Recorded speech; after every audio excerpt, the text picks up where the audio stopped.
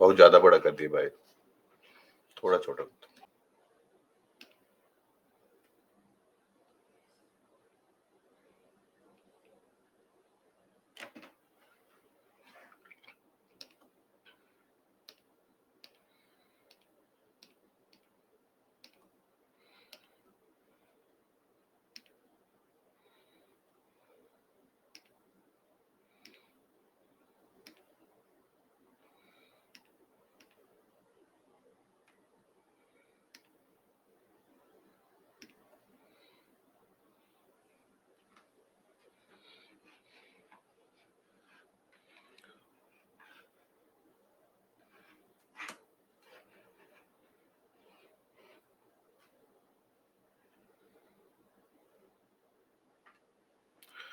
A confirmation about the audio, please, guys. If the audio is clear and available, thank you.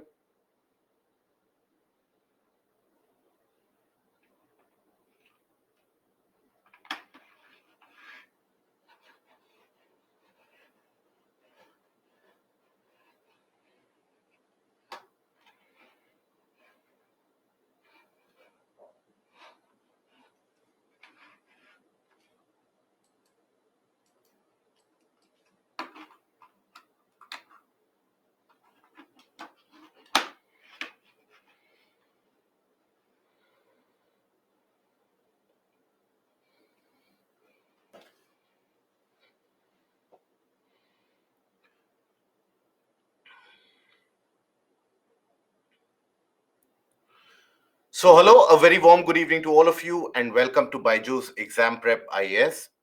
Welcome to another session of climatology, where we shall be moving ahead with the portion of the cyclones. Now, yesterday we have had a discussion about the aspect of air masses, the frontal formation, the concept of a source region, and then furthermore, we moved on into the portion of what do we understand by the cyclones. Now, there we saw that cyclones are basically areas of intense low pressure. Now, wherever you have low pressure, winds will always get attracted towards that low pressure. So, you have those areas of low pressure, intense low pressure, not a normal low pressure, very intense low pressure, that we refer to as a cyclone. Now, here you have to understand that there also exists an opposite scenario of that, what we refer to as an anticyclone. So when we say an anticyclone, it is basically the creation of a condition where you have extreme condition or where you have the extreme high pressure. So in a cyclone, you have extreme low pressure. In the case of an anticyclone, you have an extreme high pressure. So from the region of an anticyclone, winds emerge outside and move in all different directions. When we talk about a cyclone, that is the low pressure center. From all the surrounding regions, the winds are targeted towards that low pressure region in general. Now, then we took a look at the different types of cyclonic formation. You have the cyclonic formation, which is observed in the mid latitudes, and that is what we refer to as the temperate cyclones. Now, we have seen that these temperate cyclones are created whenever you have a frontal distortion beyond a certain limit. So, not all the fronts will develop into a kind of a temperate cyclone, but for a formation of a temperate cyclone, a frontal formation is a must, it is a prerequisite. Then, after that, we understood the various different stages for the development of a temperate cyclone, where we actually saw that in the case of a temperate cyclone, you have initially the creation of a stationary front, and then you will observe that as the fronts they start to get distorted, that is when the winds they start pushing up, be it the creation of a cold front and the creation of a simultaneous warm front. That leads to intense rise of the air, and that intense rise of the air that creates, now mostly warm air rises, but some amount of cold air also ends up rising up in the process. So that is what we saw as the case of a low pressure, intense low pressure, and there as the air rises it will develop a circular motion, and that is what we refer to as the cyclonic circulation. It will end up causing significant amount of rainfall. It is widespread over a very large area. We observed that this cyclone will be formed or will be observed mostly during which season? The winter season. And why is that? Because the difference between the warm and the cold air mass is significant in the winter season as compared to the summer season. Now, we also observe that this cyclone will be formed in great majority and in great frequency in the northern hemisphere, because the northern hemisphere is dominated by landmass. So, whenever you talk about the temperature contrast, they will always get created in a more exaggerated way in the northern hemisphere as compared to the southern hemisphere. And that is because the southern hemisphere, which is simply dotting or is dotted with a lot of various different water bodies, so and various different oceans. So in the southern hemisphere, the change of temperature is actually quite uniform in the process. Now, then after that, we looked at the what do we understand by the end or the dissipation of that temperate cyclone. That is when you have a creation of an occluded front. That is when the front begins to close down from all different sides, and that leads to frontolysis, and that frontolysis leads to the end of the cyclonic circulation in the temperate areas. Now, temperate cyclones will not be observed in the regions such as India or in the tropical areas, because it is observed in the mid latitudes where you have the frontal formation. Then we observed the formation of a tropical cyclone, and we understood the basics of the tropical cyclone in general. Now, in the case of the tropical cyclone, we observed that it is formed over a large water body. That is, in the tropics, over the large water body wherever you have seas and oceans in the tropics. Now, in this case, you have to understand that why it gets created is the process is very simple, and the process involves the presence of a very large water body. Wherever you have a very large water body, for example, let's suppose you have a very large water body. Now, once that water body gets heated up beyond a temperature of around 27, 28 degrees Celsius, that is when you have the creation of a low pressure. Now, this low pressure would attract winds from all sides, and the winds that it would attract would also move over the water body, carrying a lot of moisture in the process. Now, as these come to the region of low pressure, these winds will start to rise up. Now, as these winds they start to rise up, now there it rises up in a circular motion because of the Coriolis force, and as it rises up, it will start cooling down across this spiral, and that creates various different clouds, cumulonimbus clouds, very dense cumulonimbus clouds are created. That is something that we observed. Now, whenever you have the cloud formation, in a way, it is what we refer to as condensation to happen. So, whenever you have that cloud formation, there is a significant amount of condensation. And whenever there is condensation, so at that point, it will release significant amount of latent heat, what we regard as the latent heat of condensation. Now, because the cooling down is happening around the central region, around the central spiral, that is why all the latent heat of condensation would accumulate in the central portion. Now, in the central portion, you also observe a spiral of rising air. And that continuous spiral of rising air, it creates a central depression or a central sinking, due to which you have sinking of air from the surrounding regions in the center. Now, this ensures that in the central portion, you don't have any cloud formation at all. And also in the central portion, the temperature is comparatively higher in comparison. Now, this subsiding wind or this sinking wind, as it further sinks closer to the surface, it will get heated up. And it will get heated up due to what? Due to adiabatic compression. Now, that adiabatic compression will end up further intensifying the low pressure, which will attract more amount of winds, and the process intensifies, the cyclonic process intensifies, the winds keep on getting stronger, and the longer that this system prevails over a water body, the stronger the cyclonic circulation becomes. So as long as it is over the water body, it continues to generate that heat due to that cyclical process, and that is why this cyclonic process is also what is referred to as a heat engine.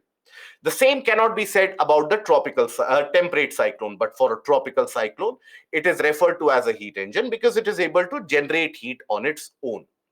Now, that particular cyclone requires the availability of moist air, and it is because of that reason you will observe that it is formed only over the water bodies. It is never to be formed over the land areas. So, how does this cyclone get dissipated? So the moment that this cyclone makes a landfall and this entire portion makes a landfall, and comes over to the land, that is when its supply to the moisture gets cut off. And when the supply to the moisture gets cut off, then the process of that heat engine, that gets interrupted, and that is when the cyclone eventually dissipates. Okay, so that is what we had taken a look at yesterday. So today we shall be further developing upon that concept. We shall be talking about how is it that these cyclones, for example, how is it that they make a landfall, whether they are able to create coastal flooding or not, what is referred to as storm surges, how is it that we go for the naming of these cyclones, how are these names arrived at, and then after that, we shall be moving ahead into the portion of atmospheric phenomena such as Enzo cycles, El Nino, La Nina, jet streams, Madden-Julian oscillation, Indian Ocean dipole. Now, all of these will help us understand the eventual goal for all of us, that is to understand Indian monsoons in a better way and Indian seasons in a better way. So that is what we will try to get at. Okay. So let us complete the portion of tropical cyclone, few of the cosmetic areas which are left. So one of them is the prerequisite conditions which are an absolute must for the formation of a tropical cyclone. So what are the absolute must conditions for the formation of a tropical cyclone? So here, first of all, for a tropical cyclone to get created, we do require a large sea surface which with temperature higher than 27 degrees Celsius. That is a requirement. That the temperature should be higher than 27 degrees Celsius. Why? Because only when the temperature is higher than 27 degrees Celsius, only in that case, you will have a creation of a low pressure. So that low pressure will get created only if the temperature and only when the temperature goes higher than 27 degree Celsius. Now, then you do need the presence of a Coriolis force. Why? In order to achieve that circular motion of the wind, you do need the presence of a Coriolis force in existence. This is the precise reason why a tropical cyclone will never end up getting created at the region of equator, because at equator we do not have Coriolis force. Coriolis force is zero at equator and is maximum in the region of the poles. So because at equator the Coriolis force is zero, hence no tropical cyclone will get created, because there you can have the low pressure at equator, but there you will have a vertical rise of wind, but not a circular motion of the wind which is achieved. So this is the reason why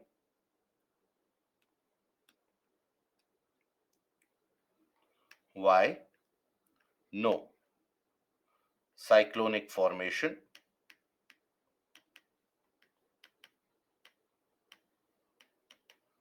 is observed at equator.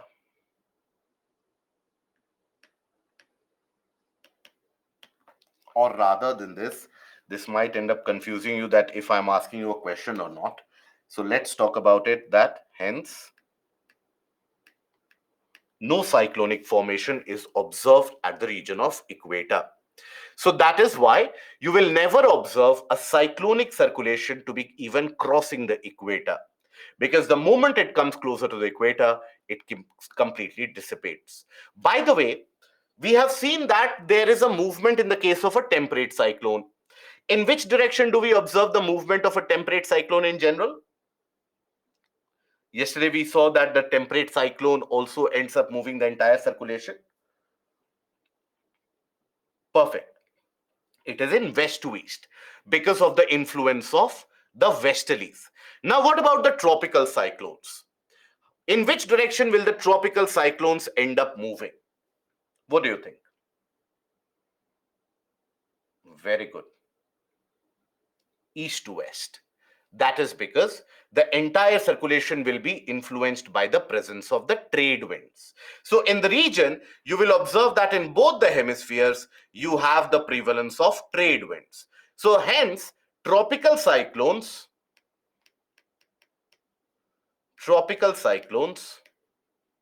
move from east to west. Okay, under the influence of trade winds.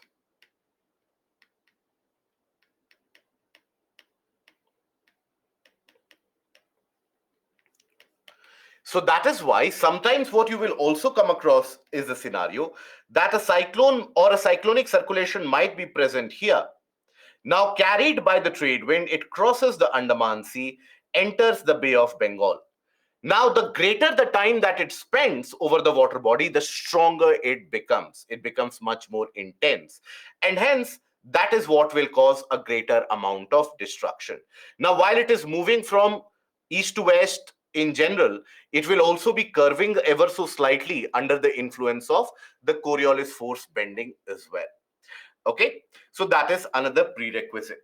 Then you have another requirement, that is small variations in vertical wind speed, what is also referred to as wind shear.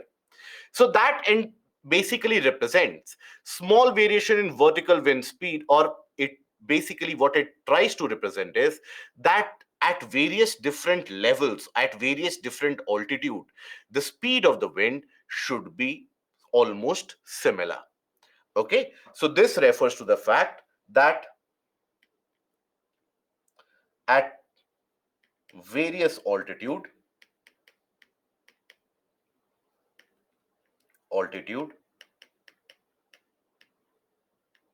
the speed of wind will be similar.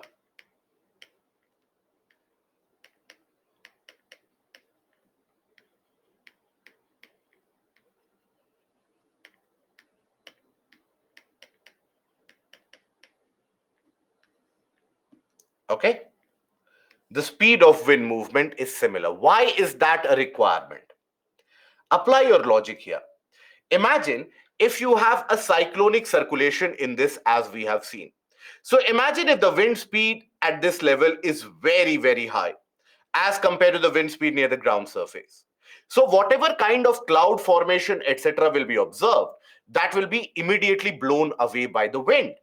So that is why, in order to have the entire circulation develop in itself, you need a small variation in the speed at various different levels. Okay, so that is what you have as the requirement, another requirement. And another requirement is a pre-existing weak low pressure area. So that pre-existing low pressure area, that can further intensify into a tropical cyclone. Now, when is it that a tropical cyclone will dissipate? A tropical cyclone dissipates the moment it hits the land. Okay, so what happens when it hits the land? So we've come to the schematic image of a tropical cyclone. Okay, just a moment here, guys.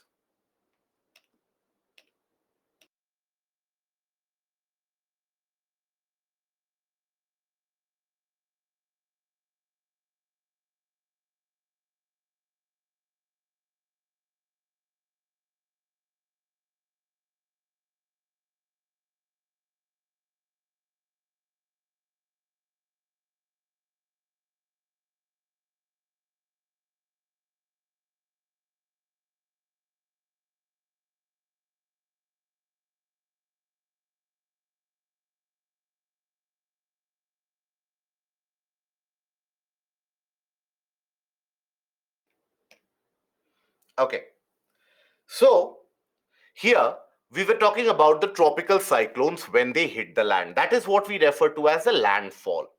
So basically, if you observe even this schematic representation, you will find that the cyclone in itself has got various different layers of cumulonimbus cloud, first of all. So understand that you have these various different cloud formations in various different bulks. The clouds are present. These are the individual bulks which will end up causing significant amount of rainfall. They are also hence referred to as the bands of rain, because these clouds, they also arrange themselves in a kind of a spiral manner. Observe this spiral. So in this spiral, you will come across multiple different bands of rain. So why is it that these rain bands are present? Because as the air continues to rise up, it will continue to condense and push the existing clouds to the sides. So that is something which is always experienced. Now observe or imagine, suppose here you have the landmass. Now, if you have the landmass here, and if this cyclone is moving, let's suppose, in this direction, so first of all, that landmass will be impacted by a very strong wind movement, very heavy wind movement, and also very heavy bout of rainfall. And that bout of rainfall will be very intense, associated with a lot of thunder, lot of lightning in the process. But then after some time, the eye of the cyclone, what we regard as the eye of the cyclone, that eye of the cyclone does come and does appear over the landmass. The moment the eye of the cyclone comes over, what do you think will happen to the rainfall? Will the rainfall increase, decrease, or continue to remain the same? What do you think? Perfect. The moment the eye comes over over that particular region, the region does not receive any rainfall. In fact, you have cleared skies for a brief moment of time. For a few hours, you might experience a clear sky. Why? Because the eye is the place where you have the sinking air and also a lot of heat. So, eye is cloudless. You will not have any cloud formation in the eye of the cyclone.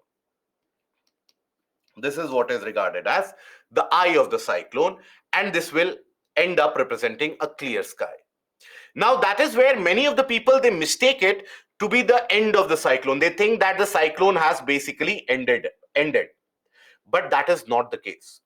Once the eye then crosses over, then the remaining portion, the tail end of the cyclone, again hits with an equal intensity of rainfall, with an equal intensity of thunder and lightning, accompanied by very heavy and strong wind movement. Now, in very rare cases, you will observe. So, in most of the cases, what do we have is the moment the cyclone hits the land, the what will happen, and understand it very logically. The moment it hits the land, now in that case, you will observe what will be the wind speed in that case. Wind speed will increase or reduce when it hits the land. What do you think?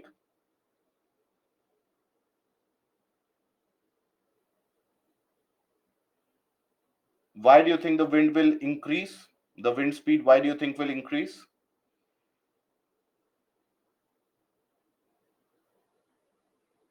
Or are you simply choosing an option randomly?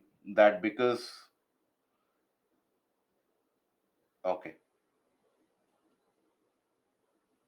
So the moment it hits the land, the wind which was supporting that cyclone, that wind speed will immediately drop. And that is because over the landmass, the frictional force is always going to be significantly and substantially higher. So that is when it will stop its motion. It will not be able to, or it will basically provide resistance to the motion of the winds.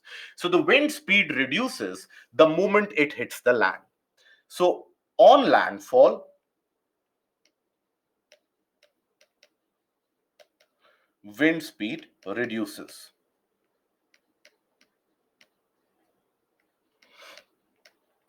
due to increased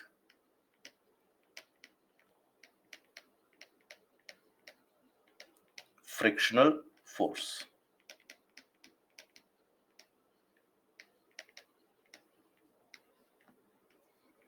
Okay. So immediately the wind speed starts to reduce and reduces quite substantially for that matter. And also the supply of moisture, that is significantly reduced. So overall that low pressure starts to weaken, and that is when you will observe. So whenever, if ever you have observed the news reportage around the cyclonic circulation and cyclone hitting the coastline, you would have observed that continuously the prediction tells you that the cyclone has gotten stronger, stronger, stronger. It is expected to hit Odisha coastline, it is expected to hit Bengal coastline, and the moment it hits the coastline, after few hours you will stop receiving the news reportage about that. You will hear that okay, the wind speed has basically dropped down and the cyclone has dissipated, because that low pressure in itself weakens due to the lack of moisture. Now in very rare cases, what also happens, and understand this, that it is a very rare case. Now imagine a scenario, and let me present to you a situation Imagine a scenario where, if we talk about the coastline, let's suppose. Now, here, let's suppose a cyclone basically is formed. It moves here, hits the coastline, suppose.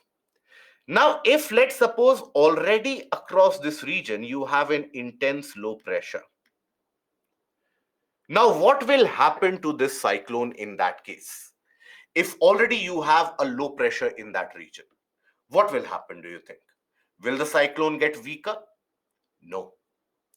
So, in those rare cases, you will observe that the cyclone keeps on intensifying even after it hits the landmass. So, a few months back, you had, or in fact, last year and last to last year, you had a cyclone Tote, which developed. Now, that cyclone Tote made a landfall in the region of Gujarat and Maharashtra, and it got stronger because there was an existing low pressure over the region of Rajasthan and Gujarat. And that low pressure further mixed with the portion of the cyclone, and then it further strengthened into action. Sometimes you also have a low pressure over the land area. So you earlier had, a few years back, you had a cyclone that was Cyclone Titli. Now that Cyclone Titli, after making landfall, it further strengthened in terms of the intensity, in terms of the wind movement that was experienced. Okay, so that is basically a persistent phenomena in general. That is basically not a persistent phenomena, but a rare phenomena in certain situations.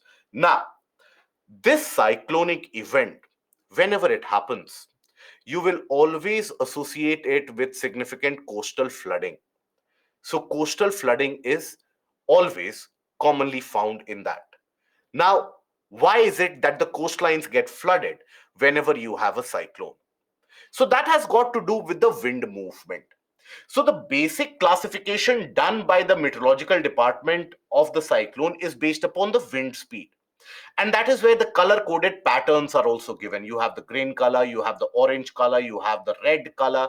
Now that color coded pattern indicates the level of severity of that particular cyclone.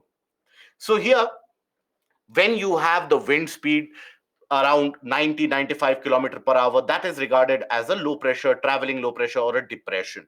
When it further exceeds around 100-110 kilometer per hour, it becomes a cyclonic circulation, a weak cyclonic circulation, a strong cyclonic circulation, a very severe cyclone, and then you have a super cyclone. A super cyclone is when the wind speeds, they can exceed almost to 20 kilometer per hour. That is what is referred to as a super cyclone. In that case, the wind speeds will be further more intense. Now, when the wind speeds are very intense, now when those strong winds, let's suppose here you have a coastal area, and here let's suppose you have the water body. So here, let's suppose a very strong wind is moving around 200 to 20 kilometer per hour. Now, in this case, can we say that the wind will end up pulling this water, flooding the landmass? We can say that, right? Because when the wind speed is very high, it will have that dragging effect on the water as well. So, due to that, it creates a high amount of surge in water in the coastal areas, leading to a kind of a coastal flooding. That is what we refer to as a storm surge. Storm is basically a very high velocity wind. When you have, we can classify them as storms. So here you will observe, when the wind speed is very, very high, it is able to drag the winds or drag some amount of water along with it. It inundates and floods the coastal area, causing significant amount of destruction. So this leads to significant coastal flooding. Coastal flooding is caused. Okay. Two cyclones can, yes, they can get created close to each other, and you can have those disturbances interacting with each other as well. So it happens in larger oceans. Now, It can happen that two circulations, when they come close to each other, it can happen that some portion of it will be dissipated. It can also happen that both of them can mix together and develop into a more intense one. And that is what we refer to as the Fujiwara effect, right? Not relevant for your general studies, but that is what is referred to as the Fujiwara effect. When you have two simultaneous tropical cyclonic storms, when they mix with each other, they further intensify. In many of the cases, they can weaken as well. In general, in Indian subcontinent and around Indian subcontinent, we don't observe that feature quite significantly. Now, if I ask you that as compared to the temperate cyclone, the wind speed in the case of a tropical cyclone, will it be higher or lower? What do you think? When we talk about a tropical cyclone and a temperate cyclone, where is it that the wind speed will be higher? Good. Always tropical cyclone. And what can be the reason for that? Here you have an intense thermal low pressure. Remember, yesterday also we had talked about the fact that when you compare the dynamic pressure systems and the thermal pressure systems, the thermal pressure systems, they are much more stronger, much more persistent. So that is why you will find a lot of wind speed associated. Generally, the size of a tropical cyclone is much smaller in comparison to that of a temperate cyclone, because temperate cyclones, they get created over a very large area of a frontal formation, and that is where you have the temperate cyclones. But the tropical cyclones, they end up getting created over a smaller area. So the diameter in general, if you will observe, the diameter in general will be around 500 kilometers. 300 to 500 kilometers is the entire diameter of it. Okay, so that is basically the features of the tropical cyclone. Now we come to the portion of naming of cyclone. Now, here, before that, when you say the cyclone enters the land, the eye of the cyclone, the entire system entering the cyclone. Okay. So now we come to the naming of the cyclone. But before that, you need to understand why is it that this entire naming phenomena actually began. Okay. Uh, just a moment, guys. There is some technical issue that few of you are facing. So, if you pardon me for a couple of seconds, let me get rid of that technical issue and let me then initiate the discussion again. Just hold on for a couple of moments. Have patience. So, please don't type questions that has the class ended, can we go now, etc. Hold on for a couple of moments. Okay, I understand the excitement that you have with the ending of the class, but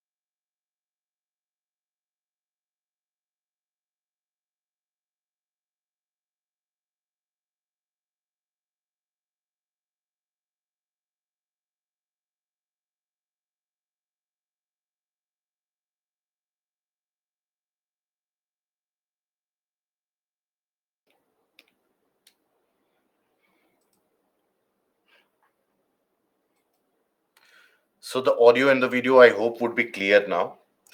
So, and in case it doesn't make any difference in your screens, then fair enough. There was no problem to begin with. Do temperate cyclones have an eye? Not all of the temperate cyclones will have an eye. Few of them might develop an eye, but few of them might not. In the case of tropical cyclones, all the tropical cyclones will be developing an eye. Understand, I will repeat that. Not all the temperate cyclones will necessarily have an eye, but all the tropical cyclones will always necessarily have an eye in between. Now we were at the portion of why is it and how is it that the naming was initiated. Well, the tropical cyclones were always provided a kind of a scientific name earlier, and it would be identified with the scientific community and the climatologists. Because in general, in the scientific community, there is always a thought process that what will the common peasants and the commoners do with the naming and that aspect? They are mere mortals, they don't need to know that. That was always the kind of an approach.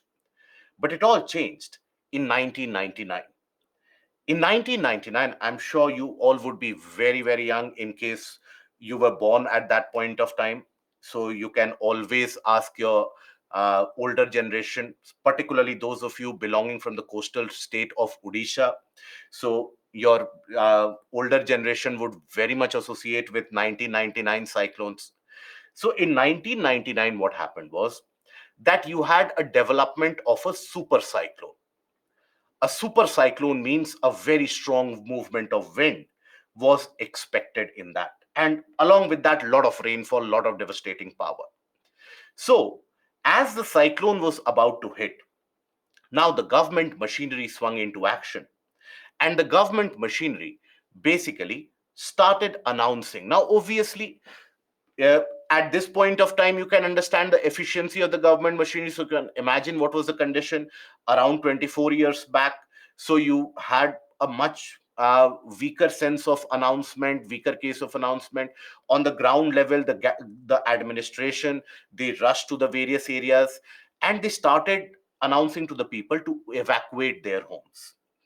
Now, generally in our country, the faith or the level of trust in the government is very less. It has increased ever so slightly in the past couple of decades and so, but in general, the trust level is very less. So, when someone from the government comes to your house and tells you that please evacuate the house, there is a storm which is coming, you will immediately look up into the sky and see the sky is clear. This person is clearly foolish and lying, and this person will get me out of my house and maybe grab my house, and my land will be gone, my property will be gone, etc., etc. So, that preconceived notion always happens.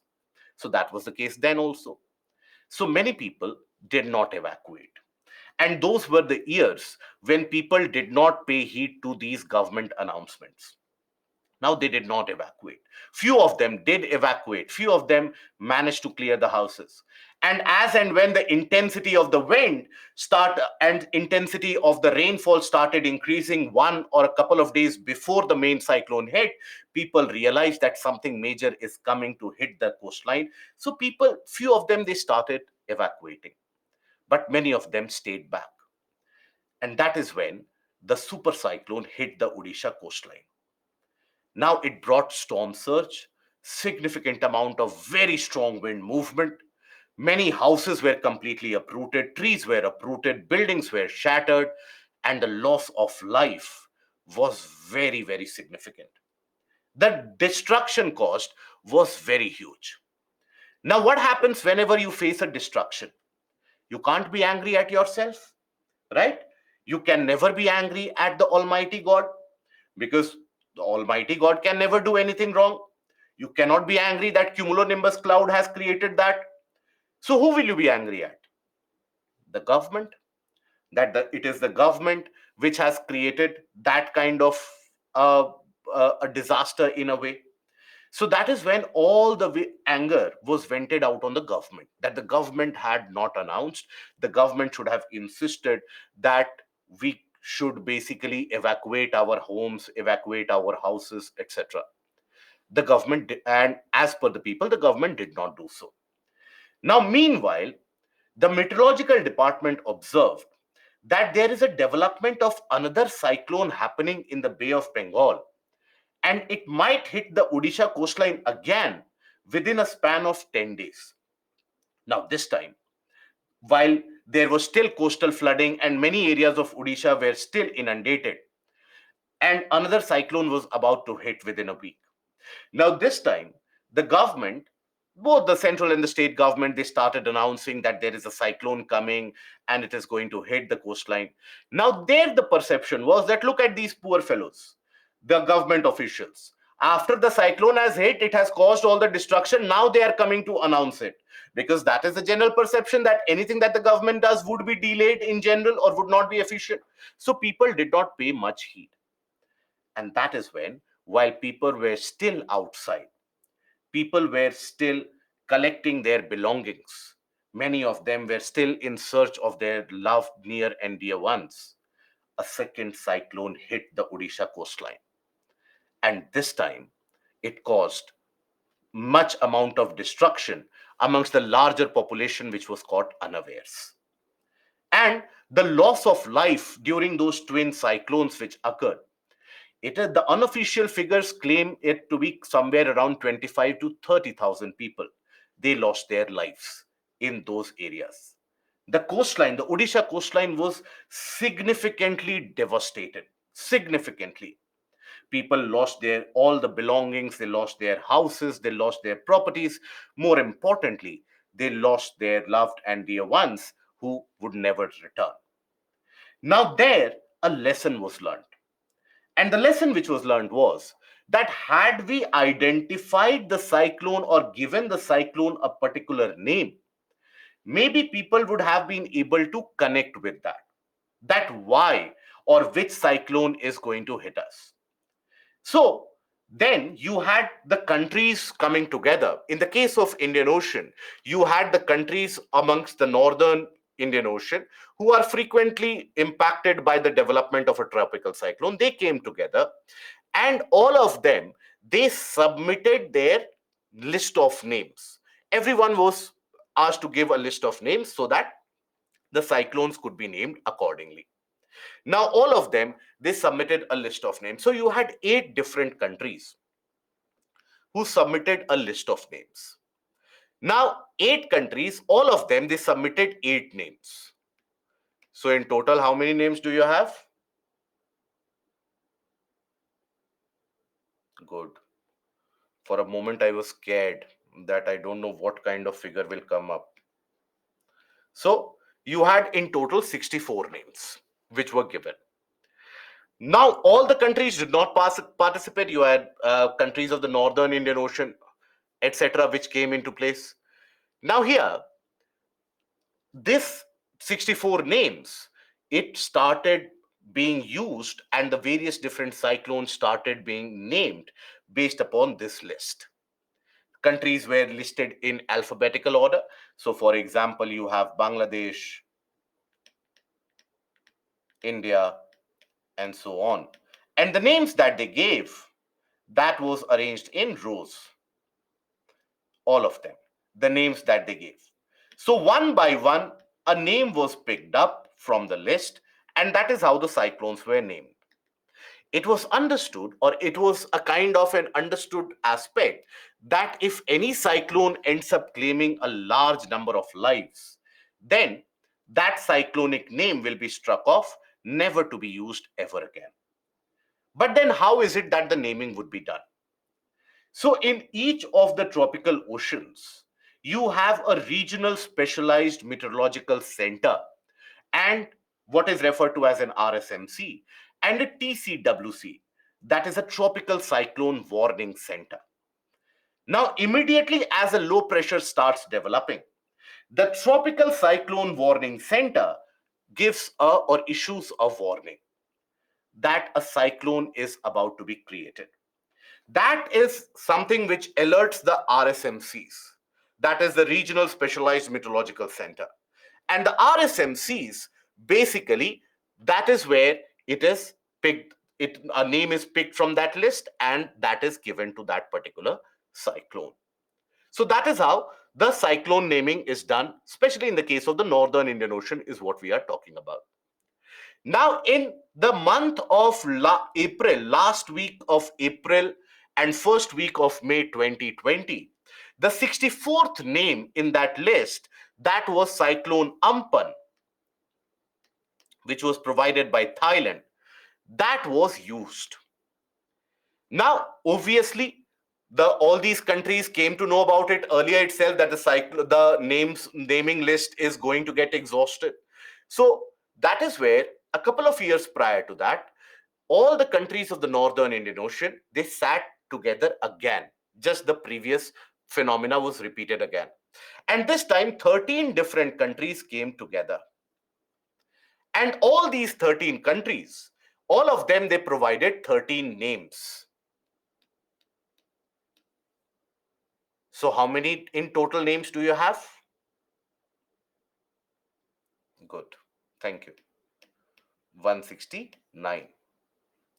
So in total, 169 names were submitted. And presently, since May 2020, this new naming list is being utilized. So what happens whenever a low pressure center is created? That TCWC gives a warning and alert that a cyclonic circulation is developing. It will give you an idea about what kind of cyclonic circulation, whether strong, weak, etc. What is its movement? What is its expected path? And then after that, the RSMC takes over. So across the globe, you have various different RSMCs. For example, what do we refer to the tropical cyclones developing in Atlantic? What is it referred to as? Hurricanes. Very good. So the naming of hurricanes is done by RSMC Miami, which is in Florida.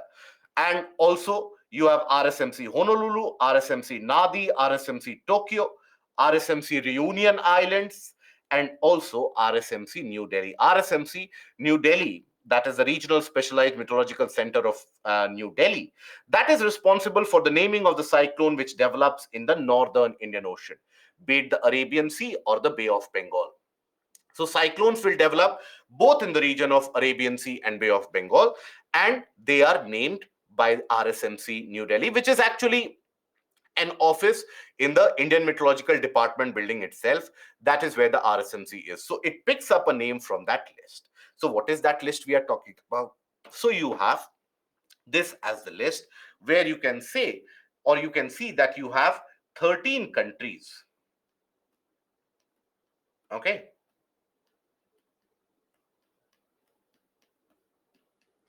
13 countries, all of them gave 13 names. I have attached only 2 names for each countries, but this list goes on for 13 countries. And one by one, a name is chosen and a cyclone is named in the process. So here you would observe that the cyclone which occurred recently in the case of the Arabian Sea was named as Biparjoy. Right? Now, that was a name provided by Bangladesh. Now, the next cyclone which is going to occur, be it in the region of Bay of Bengal or be it in the region of Arabian Sea, it will be named as Tej.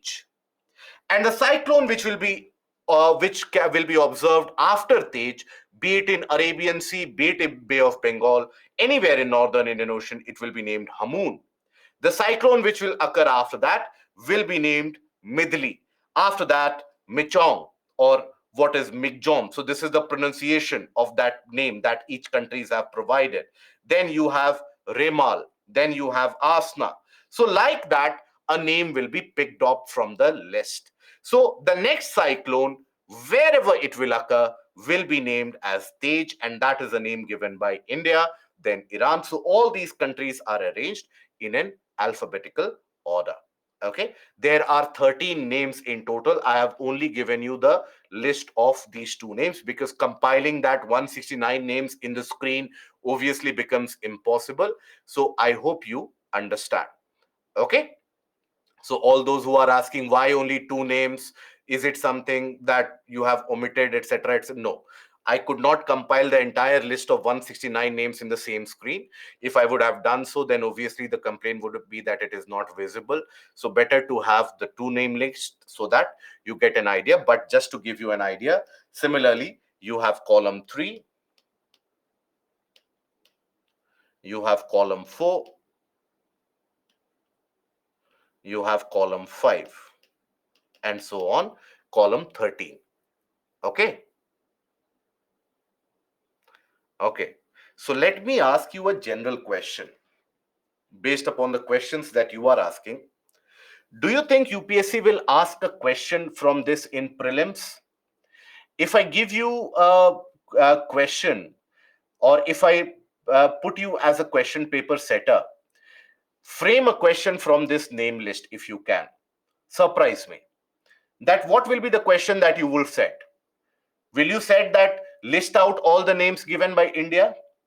Or would you set a question that what do you think would be the cyclone which will be, or the name of the cyclone created after 5 different cyclonic events? You cannot frame a question from this, can you? So please apply that logic. If I tell you that all these 169 names are important for prelims, would you start learning all those 169 names? Please don't do that. Please start applying your logic, guys. Okay? So please understand, when you have that kind of a question in your mind, so I see many of you, the question is, how do you think, if UPSC is, do you think that UPSC, the question paper, the person who is setting the question paper, do you think that person is running out of the areas where they can ask a question? If they can go ahead and ask a question about the fact that whether orangutan uses a stick to eat ants or not, or whether a honeybee by fluttering its wings can give an idea about where the food is, do you think that person is running out of questions that that person will ask a question from this? And do you think that person will ask you what is the next cyclone being named as? And imagine after he has set the question paper, Tej has occurred. So the answer will also change. Maybe after the question paper has been set and before the exam is held, and by the time that the copy is evaluated, 2 more cyclones have occurred. So the answer will change. So always apply your logic here, not only for geography, always apply your logic across. So that is what I tell to everyone, that all those who come to us and come to me particularly, that should I start learning all the various national parks and wildlife sanctuaries? So you have 108 national parks, around more than 500 sanctuaries. Will you be able to learn all of them? Even if I say that go ahead and learn all of them, will you be able to do so? So please understand, hold your horses. This is not going to happen. This kind of a question won't be asked in your prelims. But UPSC asks the question about the general principle of naming. How is it that the naming is done? That is a question which UPSC has asked significant number of times in the mains exam, both for the general studies and the mains exam. And when UPSC, both in the general studies and the optional preparation. And whenever UPSC has asked this exam, UPSC does not expect you to reproduce that list. Maybe if you start reproducing that particular list, maybe UPSC will have a doubt that you must have cheated, because even I don't think Indian Meteorological Department, any official you call, even they won't be able to recall you 10 lists or 10 names out of that list. So temper down your expectation of yourself that you will be able to learn all of them. Okay, right? Understood? Good. So that is basically the aspect of the portion of the naming of the cyclone. That is how the naming is done. Is this understood? The aspect of naming. Good. So initially, what happens? You have a low pressure which develops. TCMC is the one which tracks the low pressure. It talks about the development of low pressure. It alerts the RSMCs. The RSMCs further track that, and then the RSMC will give a name picked up from the list. Which list? The list of the countries that they have given. So the countries, they are arranged in an alphabetical order, and their names, they are arranged in a row-wise pattern, and one by one that name is selected. Any particular cyclonic name which has caused a lot of deaths and destruction, that name is struck off, never to be utilized again. Is that understood? Good. World Meteorological Organization. So whenever you have any global meet or any global meeting about the impact or climatic conditions in general, World Meteorological Organization will be involved. So under the aegis of World Meteorological Organization, that is where all these countries, they came together. Okay, right? Mayank, the cyclone in Japan, you have a different list for the typhoons as well. But obviously, you are not supposed to know about that. Once you start preparing for the administrative services for there, maybe they will ask you, but not in that case. Why China is not included because China is not impacted by the cyclone in the northern Indian Ocean, is it? China will be impacted by the typhoons. Okay. Now, similarly, you have the naming list for the hurricanes as well. And understand, similarly, you have the naming list for the typhoons as well, willy willies as well, all of them. Now, because of global warming, the warming of the seas has been happening at an incredibly fast rate, due to which the frequency of these cyclones has been increasing at a very, very fast rate. And that is where you will observe that basically, as they are happening very frequently. So, in the case of the hurricanes, the RSMC Miami actually ran out of the naming list. That is when, past year, they started naming the hurricanes based upon the Greek alphabets. So you would have heard in Atlantic Hurricane Alpha, Hurricane Beta, Hurricane Gamma, Hurricane Delta, Hurricane, all these were based upon the Greek alphabets because they started running out of names. Okay. Now, after this, we talk about the difference in the tropical and temperate cyclones. So, tropical cyclones, they move from east to west under the influence of the trade winds. Temperate cyclones, they move from west to east. Now, a tropical cyclone has an effect on a comparatively smaller area as compared to a temperate cyclone. Velocity is much higher and more damaging. It will form only over sea, but it can be formed both over land as well as sea. It doesn't last for more than 7 days, where temperate cyclones can last for 15 to 20 days in general. Okay? Now, I understand. Will they use the same list in Japan? No, my dear friend, they will not use the same list in Japan. There are different aspects, or the different list for the typhoons, which is there. Okay. Now I understand few of you have a couple of questions, and a couple of questions in the sense that why is it that more cyclones occur in Bay of Bengal? That is a question which I'm sure many of you have, because you would have seen it somewhere. That is why you know that there is more cyclone in the region of Bay of Bengal, and you're curious for that answer. I understand that. Again, I would say, have patience for the few modules, and over the next few modules, over a period of time, we shall be developing the concepts with the help of the oceanic studies as well. When we study the oceans, that why is it that more cyclones occur in the region of Bay of Bengal as compared to Arabian Sea?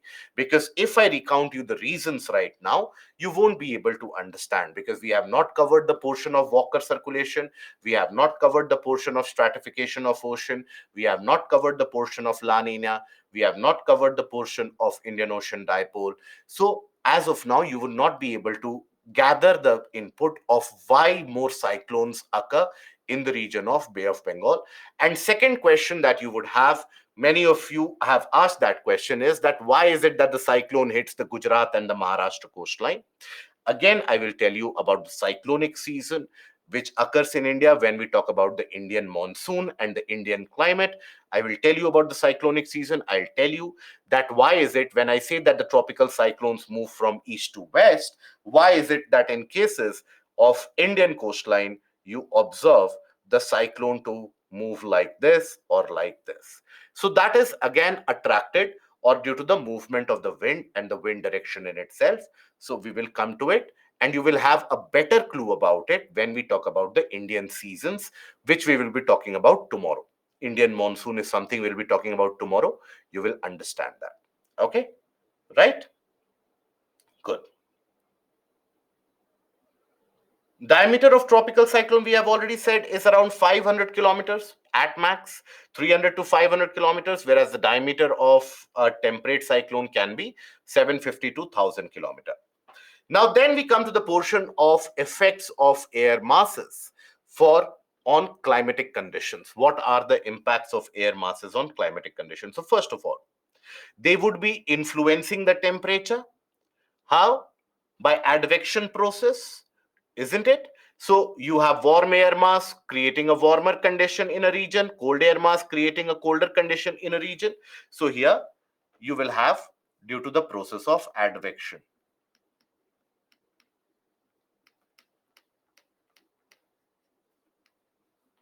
Of advection.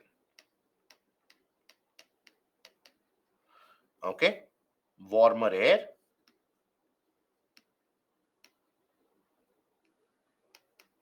raises the temperature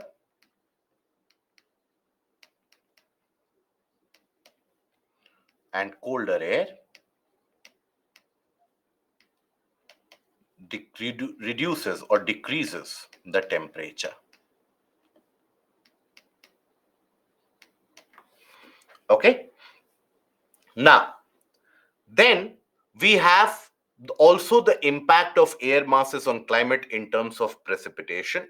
So when we talk about precipitation, so either due to frontal formation or even sometimes when you have the maritime air masses coming over to the land area, that will also end up creating precipitation in the process. So either due to frontal formation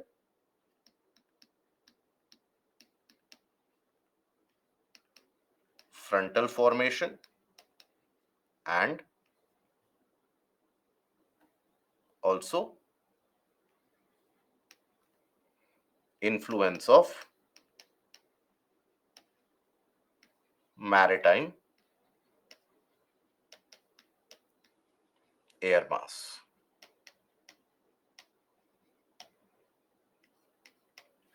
Okay, so both will impact the rainfall. So if a question is asked about the effect of air masses on climate, you have to talk about it, that the temperature will be impacted, the precipitation pattern will be impacted, and there you cannot simply say frontal formation. You have to also elaborate that you will have a different kind of weather condition in the case of a cold front. You will have a different weather condition that we have discussed in the case of a warm front. What is the weather condition that we expect? Both of them you have to elaborate. Then this also ends up creating cyclones in the process. So air masses, they can create temperate cyclones when you have a front formation, and also when you have moist air masses, warm and moist air mass,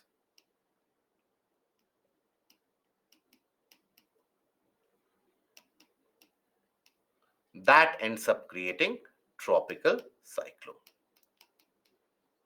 So I would suggest to you very heartily and rather request to you that the portion of temperate and tropical cyclone, rather than directly looking at any book, you are free to explore any book that you want, even though I have given you that always take a look at the very basics, that is NCRT if possible. So whichever book that you like, take a look at them after you have understood them from the lecture. So please revise their entire formation, their development, their dissipation from the lecture. Build up your concept. Try to write it down in your own words step by step. Just looking at the image, many of us, when we carry out a revision, we simply stare at the pages. And we have a kind of an expectation that whatever information is there, by looking at it, it will start flowing through a kind of an invisible highway into our mind. That does not happen. That is where a few of you have also sent a mail that I understand the concept but I'm unable to write an answer. That is because you are understanding a concept. When you are understanding a concept, try to write it down in your own words. That is when you will understand the glitches in your level of understanding as well. So once you revise it, try to recreate it in your own words step by step. Imagine as if you are creating an answer there itself. And after that, that will be your notes. Use that for revision. Trust me, you will not find that kind of simple explanation in any particular book, and that is for surety. So if the concept is clear here, you will never forget the portion of either temperate or a tropical cyclone. Okay, now after this we will discuss few of the main type of questions associated with this, so later on. But now we come to the portion of atmospheric phenomena. Okay, now here, when we talk about the atmospheric phenomena, this is relevant both for your prelims as well as mains examination. So what is it that we are going to study here? So here we are going to use, or we are going to study about Walker circulation.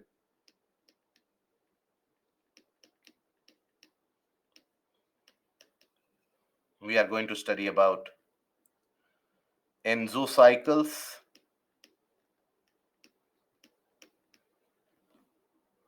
We are going to study about Indian Ocean Dipole.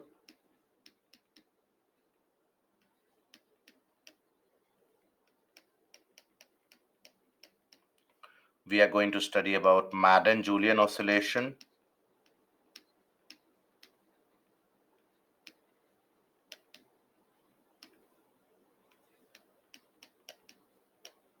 And we are going to study about the jet streams.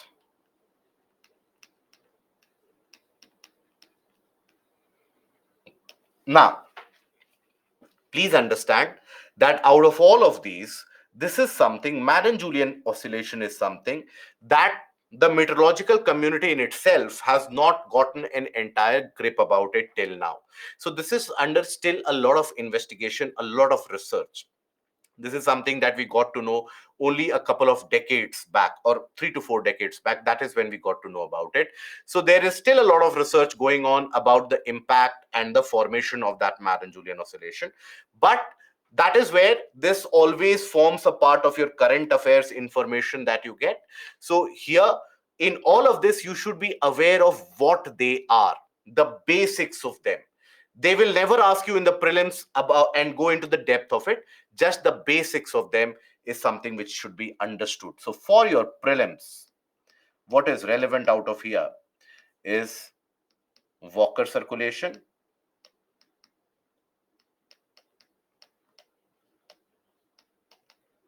It is relevant to know about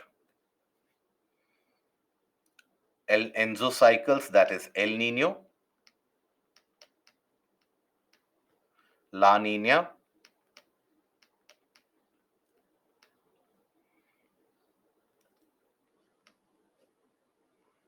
what are they?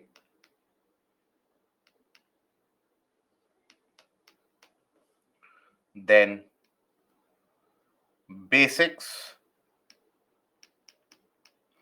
of IOD and also jet streams. For the mains examination, out of this,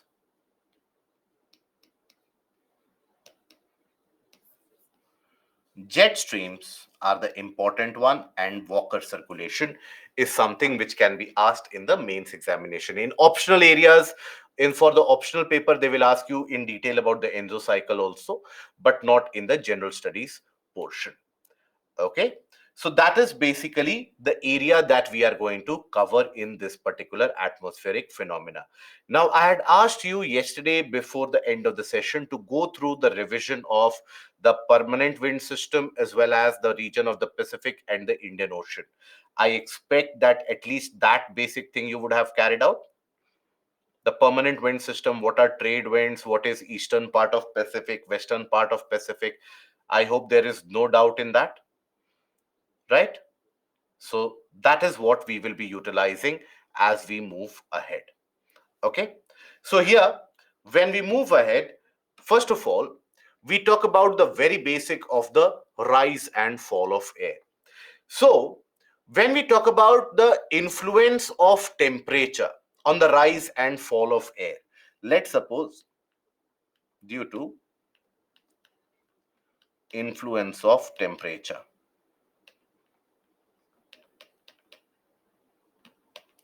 Now, what do we observe? A region which is warmer. Let's suppose this is a region which is warmer. Now, in this area, because it is warm, you will have creation of a low pressure, and that low pressure will attract winds from different directions. The wind will rise up, then it will diverge. As it diverges, it will sink in a region of a high pressure or create a high pressure wherever it sinks. There it diverges again, and that is how the circulation is achieved, isn't it? That is what we have basically taken a look at. Now, all these areas that we have considered in terms of the various different pressure zones, etc., we have basically observed that the circulation pattern of the wind is between different latitudes.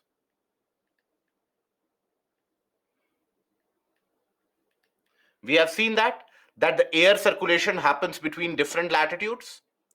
Now, a region which is as wide as the Pacific Ocean in itself. Now, around the region of equator, the Pacific Ocean is going to be significantly wider. Okay, so there is always going to be a condition that one portion of the Pacific warms up at a different rate as compared to the other portion of the Pacific. And that can induce a circulation at the same latitude. Now, this is something which, for the first time in the late 1800s, struck in the mind of Gilbert Walker, or what you can also refer to as Sir Gilbert Walker, who was a great climatologist and meteorologist in his own scope. Sir Gilbert Walker was absolutely convinced that this circulation of air need not necessarily happen between different latitudes. In a region such as wide as the Pacific, it can end up happening across the same latitude, in between different longitudes, but across the same latitude. He was absolutely convinced about that. So that is where he further carried on the investigation of that. And he actually came upon a finding that there indeed is a circulation going between the eastern and the western part of the Pacific at the same latitude, due to different rate of heating of both portions of the Pacific, aided by the wind movement, etc., which we will see. But he was convinced that there is a movement of the wind happening at the same latitude across both the regions of the Pacific. Now, that circulation was named as the Walker circulation after Gilbert Walker. Now, Gilbert Walker even was convinced that a same event of the circulation in the Pacific would also end up having an influence over Indian monsoon. And Indian monsoon has always been like an enigma. People have tried to understand Indian monsoon very significantly, and a lot of energy has been invested. Now, even now we don't completely know, we cannot say that we know it 100% about what how the monsoon is about to behave. We can only do the post mortem, in the sense that some region in India receives excessive amount of rainfall, and then you will see the meteorological department come up with a statement, you know what, this region actually had to receive greater amount of rainfall because of these conditions. Now, they do not know it one day in advance, or they are not able to predict it 1 week or 1 month in advance. Mostly, we are still trying to know more about monsoon. Now, Gilbert Walker was very much convinced that this kind of a circulation can have an impact on Indian monsoon as well. That is when he took his transfer, he came to Indian Meteorological Department. In fact, for a few years, Gilbert Walker was also at the head of the Indian Meteorological Department, obviously in the early decade of 1900. But till he was here, he could not contribute significantly in his researches. It was only later on that an impact was understood on the Indian climatic conditions and the Indian monsoon created due to these circulations. So, first of all, we will try to understand what is this Walker circulation? Why does this happen? And then from there, we will have the deduction of what do we mean by El Nino, what do we mean by La Nina, and why does this happen? So, here, before going into that, I want you to focus upon the basics of oceans for a minute.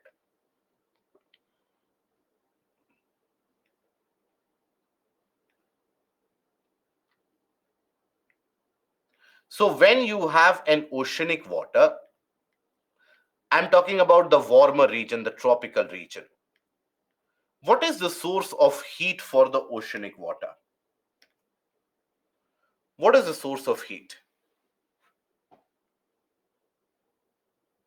Perfect. Solar insolation. Solar insolation is the prime source of heat for the ocean, especially in the tropical areas. Now, if the solar insolation is the prime source of heat, now if I ask you, if we have arrived at that conclusion, if I ask you, out of the place, let's say A, and the place, let's say here B, which of them will indicate a higher temperature, A or B? A, always, right? A will always indicate a higher temperature because that is where more amount of solar rays will be received, and B will indicate a colder temperature because it is at a depth of water. As you start going into the deeper regions of the water or the ocean, it keeps on getting colder and colder. So A will be warmer. So with this, let us have a couple of conclusions at the get-go.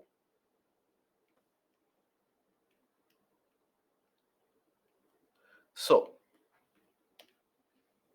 first conclusion. In the tropics,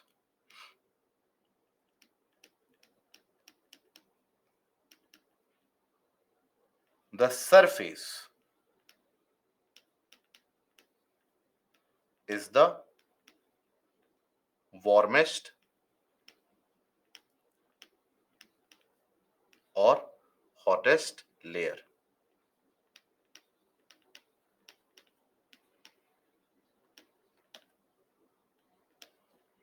The subsurface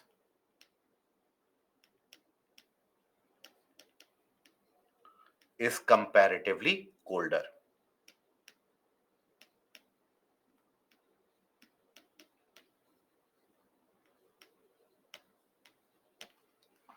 Okay, I hope you don't have any doubt up till now that the subsurface will be comparatively colder because the surface is the warmest layer that is present.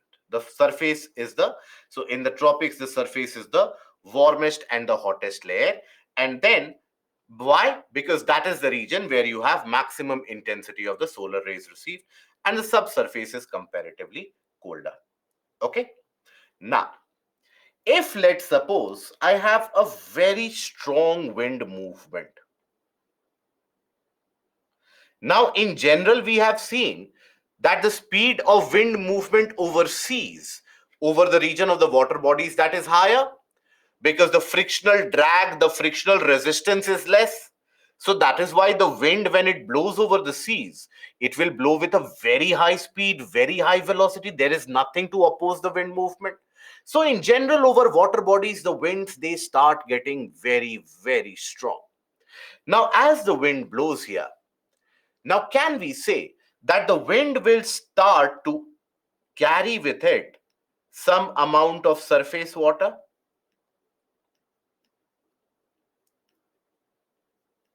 So when you have a very strong wind movement, so it carries the surface water along with it. Perfect.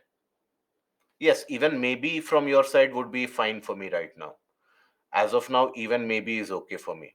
But can you imagine a situation where that strong wind movement is going to drag the surface water along with it? Now, when the wind movement is going to drag the surface, so in this region, let's suppose we consider it here, the warm surface water has been dragged away. So what will you have?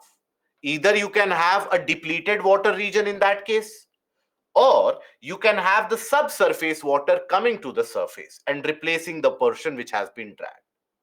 So what do you think will happen in that case, in the sense of what do you think will be the change in temperature on the surface?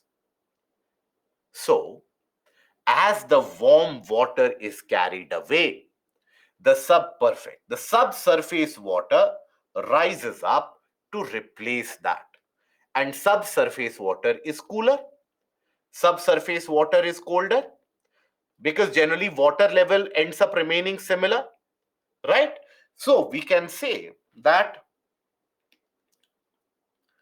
wind movement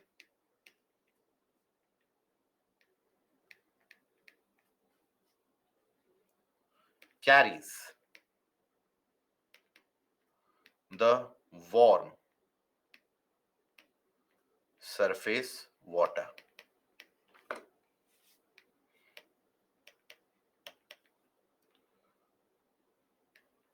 Subsurface water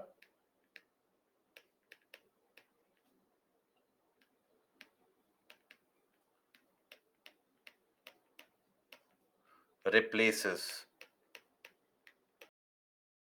it. Till now, I hope no doubts till now, isn't it? I hope till now there is no doubt present.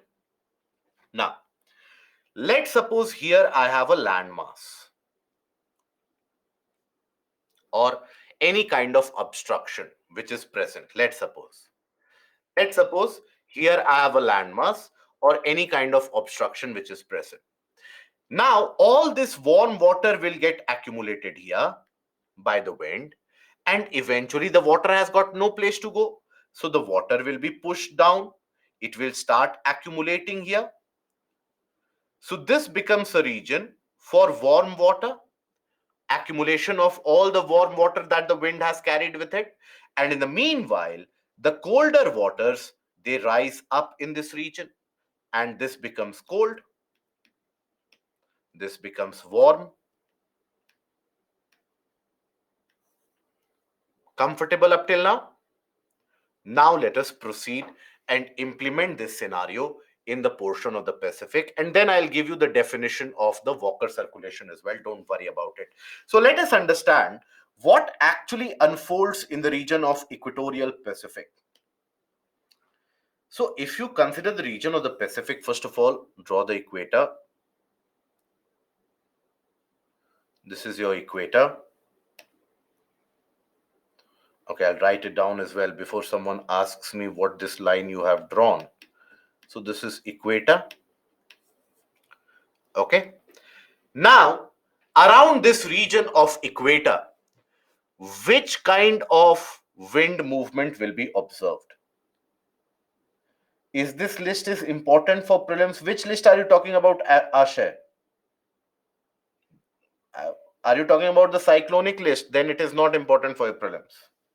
So here, which kind of winds will be prevalent?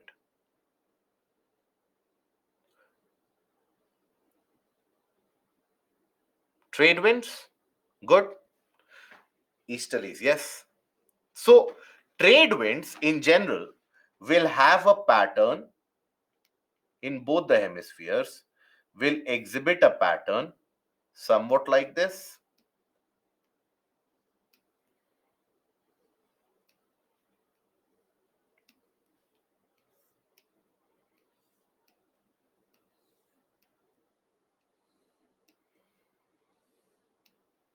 Okay. Now, if I were to consider only the equatorial region and not the tropical area, let's suppose I consider the fragment of the wind only in the equatorial area. Now, what can we say about the direction of these winds? These are trade winds. Okay, so these are your trade winds. So what is the direction of the wind? Can we say around the region of equator, the general flow of direction is from east to west? Right? We can say that the general flow of direction is from east to west. So the wind movement will be east to west. Wind movement in equatorial region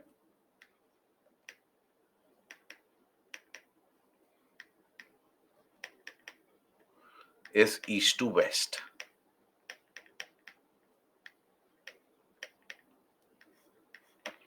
Okay.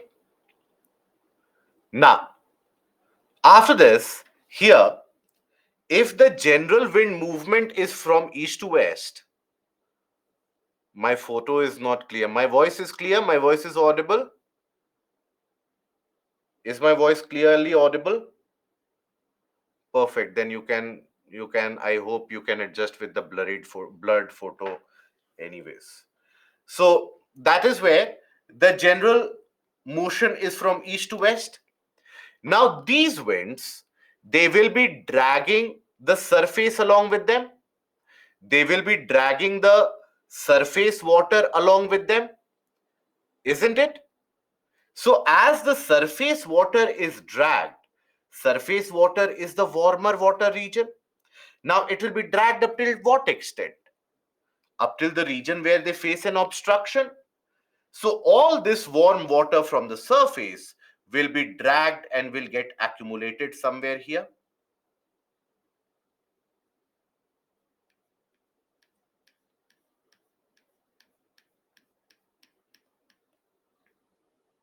That is, accumulated warm water will be present here.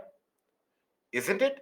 Now, if the accumulated warm water is present here, what will happen in this region where the water has been carried away? What will be the temperature condition of water in this region? Cold water moves up, cold water rises up. So this will be colder region. Water here will be colder, isn't it? So here you have the warmer waters, the accumulated warmer waters. So let's say here you have accumulated warm waters.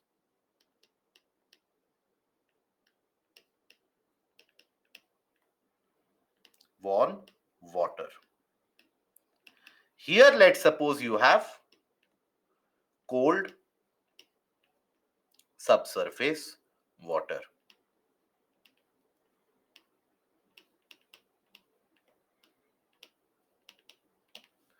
So there can be a creation of a thermal pressure zone here where you have accumulated warm water and a colder water. There can be a thermal pressure zone created. So now tell me, what will be the pressure in this region where you, in the Western Pacific, what will be the pressure? Perfect. You have low pressure here. So this is a region of low pressure. What will be the pressure in this region in the Eastern Pacific? High pressure, comfortable, high pressure. Winds always blow from a high to a low. Now here already you have the presence of the trade winds, so they can get strengthened. So here you will observe that this low pressure starts attracting winds from the high to the low. Now as the winds come here at the region of equator, what do you think will happen? The winds, as they come and converge around this low pressure, where will they go? Will they go to Japan? Will they go to Australia? Where will they go? They will rise up. Simple, right? They will simply rise up here because the wind will also get warmed up. They will rise up. Please don't think about it that the wind is going to Japan. Don't think about it. I'm here indicating that the wind is rising up. So the wind or the air rises up. After rising up, in this entirety of the region, it will form dense clouds.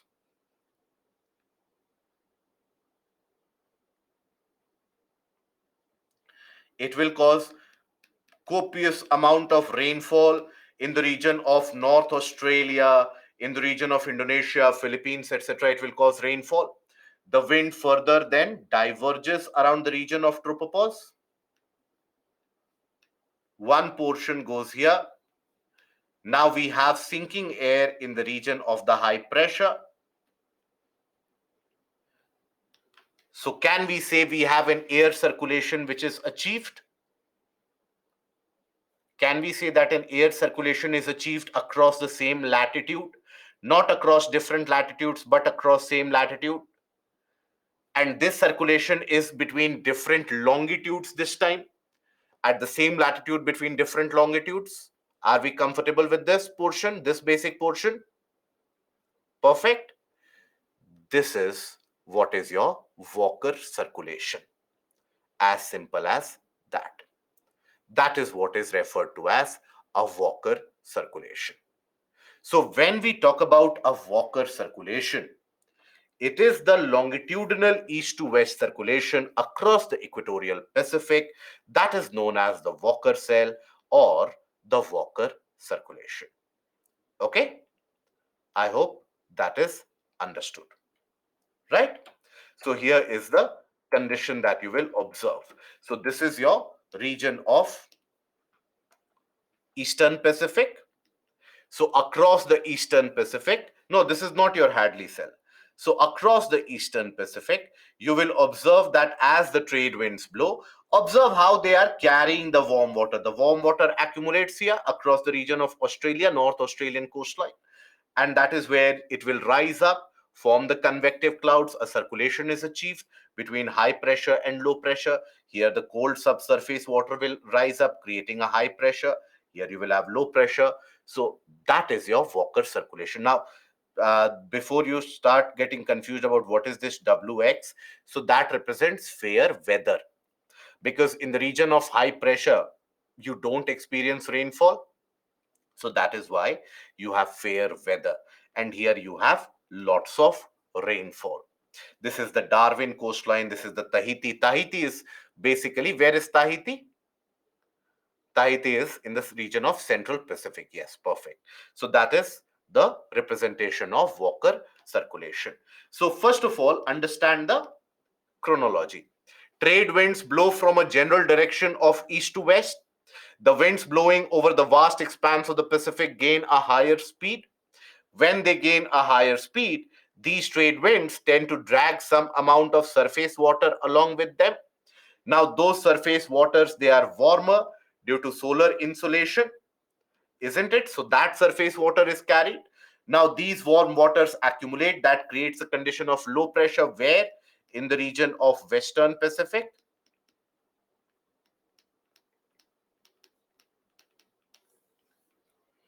Okay, I hope this is clear. Up till now, I hope this is clear, right?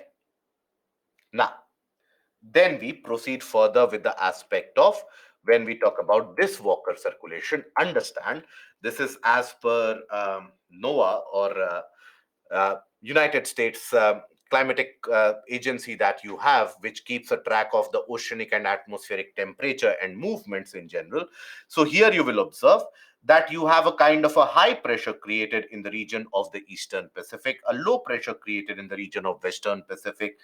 That low pressure is something which is very large, and it causes very significant amount of rainfall over Indonesia, over northern Australia.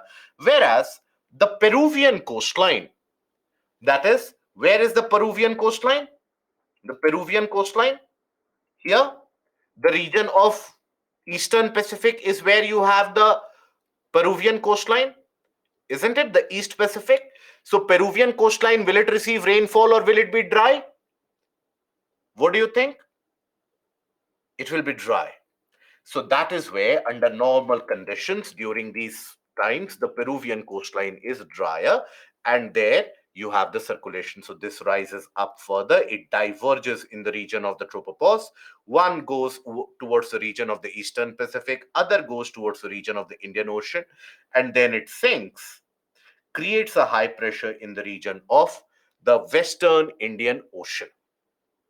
Okay, creates a high pressure in the entirety of the region of the Western Indian Ocean. So that is what you have as a Walker circulation. Okay. Now, if I ask you another question here, here you have a sinking air. This is something which is prevalent under normal conditions. This is something which is present in the normal conditions. Now, when we talk about the region of Arabian Sea and Bay of Bengal, I hope you are able to see in the map, which area is more prone to develop a tropical cyclone in these conditions? Arabian Sea or Bay of Bengal?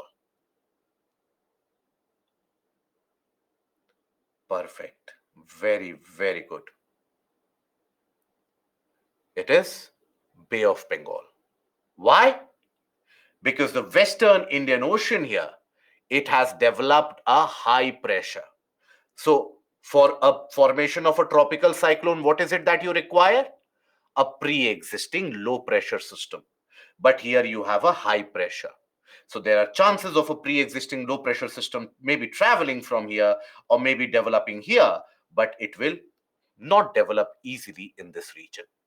So even under normal conditions of Walker circulation, you have conditions ideal for a cyclonic formation in the region of Bay of Bengal.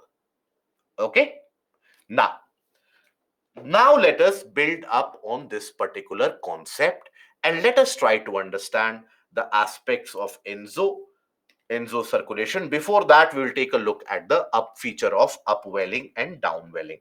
Now, this is something associated with the portion of oceanography. Now, let's suppose we consider a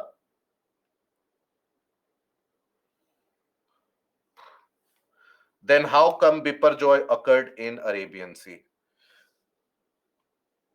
Time and time again, I have told you, please have some patience. Biparjoy has occurred. Let me tell you, Biparjoy has occurred because this year you have an El Nino condition, and to add on to that, you have a condition of a positive IOD. And as you already had an existing low pressure cell created by the movement of ITCZ at that point of time over the Indian subcontinent, so that always attracted the low pressure formed over the region of Arabian Sea towards the ITCZ, due to which that Biparjoy, which was created due to the warming of the Arabian Sea, got attracted by the ITCZ, and that is when it hit the western coastline of India. Did you understand that? No? That is why I told you, please have some patience. I will not go without explaining everything to you. Everything will be crystal clear. Just have some patience. Is it that tonight you have to write somewhere that why Biparjoy occurred? I hope tonight you are not appearing for the exam. All I'm asking you for you is one day. Wait for one day. I will tell you why that cyclonic circulation happens in the region of Arabian Sea, why that heating happens, why there is a recurving, why there is a motion in the northward direction of the cyclone, what are the cyclonic seasons.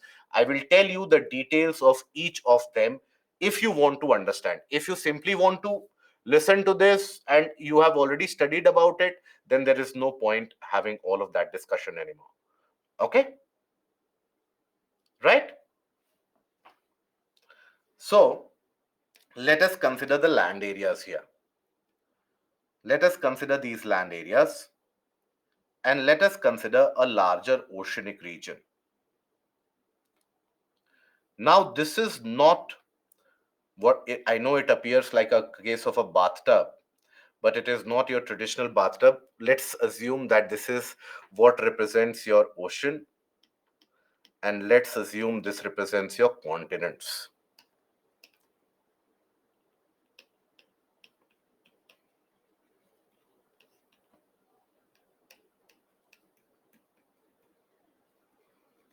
Okay.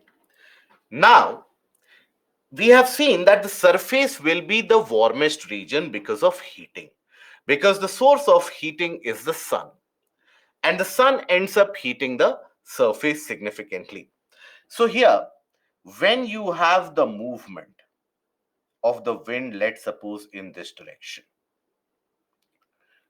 let's suppose you have the wind movement.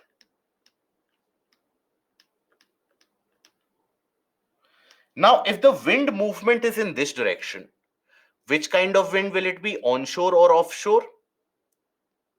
This can be regarded as an onshore wind or an offshore wind. Offshore wind, right? Onshore is the one which moves from sea to land. Offshore is from land to sea. So this will be your offshore wind movement. Now that offshore wind will carry the surface water along with it, isn't it? That surface water will be dragged along with it. Now, as the surface water is dragged, what do you come across? We have seen that the subsurface water rises up, right? Now, that subsurface water, when it rises up, it is an upward movement which will happen. Now, what will be the impact on temperature on the surface in this case? The temperature would reduce. The temperature would reduce. It would become colder, right? So, the upward movement of the subsurface water creates the colder conditions, colder surface water is created. So this upward motion which is created when the surface water is dragged away, you have an upward motion of the subsurface water, that is referred to as upwelling. I'll provide you with a detailed definition of it as well, so please don't worry about it. As of now, just try to visualize it. So as the surface water is dragged by the wind, it will expose the subsurface water which will come to the surface, and that makes the temperature colder. Now here, this particular warm water, this particular region of warm water Now it will be dragged by the wind, but till where? Till the coastline. Now after reaching the coastline, this keeps on getting accumulated. Maybe some increase in height will happen, maybe by a few centimeter, but it will keep on getting accumulated. Now as more water is brought about, can we say that eventually this will be forced or pushed down deliberately? That will not be a natural movement of water, but somehow it will be pushed down, isn't it? Right? Can we imagine that scenario? So here, when you have a forced downward movement of water which is happening, that is what we refer to as downwelling. So when we talk about, and we'll talk about it again in oceanography when we come about it. So upwelling, what is the impact on sea surface temperature? It cools the sea surface.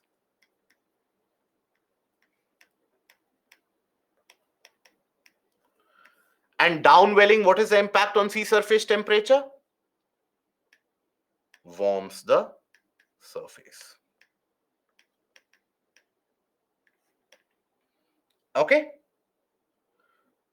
How the water will be pushed downwards? Because it is consistently being brought, more warm water is being brought, so the water has got no other place to go, so deliberately it will be pushed down. Why it will not spread over the coastal area is because the winds are not that strong to carry that water, elevate it over the coastal areas and carry out that flooding. So it will be consistently moving over and eventually the water will be pushed down. So that is what is referred to as downwelling. So you have, that is the case of upwelling and down. Now upwelling is sometimes significantly, or in majority of the cases, it is very beneficial. When it comes to the marine biodiversity, upwelling is significantly beneficial. Why? Because the seawater, I hope we are aware of the basic fact that the seawater consists of many nutrients, many different dissolved salts present in them. And those dissolved salts, generally, they are present at a lower level. They are not present at the surface. They are generally present at the lower level. Now, whenever upwelling happens, all those particles, the nutrients, iron particles, etc., they are brought closer to the surface. Now, when they are brought closer to the surface, so you have availability of nutrients closer to the surface. Closer to the surface, you will also have availability of sunlight. So under those conditions, you have growth of algal species such as phytoplanktons. Phytoplanktons, they start to grow. Phytoplanktons, you will study in the portion of environment and ecology as well whenever you will attend the sessions, that phytoplanktons form the base of the marine food chain. These are green algal species. Now, these phytoplanktons, which are green algal species, they utilize sunlight, nutrients, and they are able to carry out photosynthesis. These are microscopic algal species. So they carry out photosynthesis. So that growth of phytoplanktons in many of the cases turns the water slightly greenish as observed from the satellite data. Now, when these phytoplanktons come closer to the surface, the zooplankton, slightly larger algal species, they will start consuming. Their population will increase because as the food increases, the population of zooplankton increases. Phytoplankton is the food. They have the ability to manufacture their own food. So phytoplankton population increases, zooplankton population will also come to a rise. Now zooplankton population rises up. The small fishes, they will also start increasing in number. When the small fishes increase in number, larger fishes number population will also increase. So these end up forming very good fishing grounds in general. So upwelling, wherever it happens, it is good for fishing. So in the case of the Walker circulation, where is it that upwelling happens? In the case of Walker circulation, upwelling happens in the region of Eastern Pacific Ocean. Okay, across the Peruvian ocean surface, they push the water away. Water then rises up from beneath the surface to replace the water that was pushed away. This process is known as upwelling. Upwelling occurs across coastlines or sometimes across the open ocean as well, wherever you have the wind pattern. Now, the reverse process called downwelling also occurs when wind causes surface water to build up across a coastline and the surface water eventually sinks towards the bottom. So, upwelling is beneficial for fish population.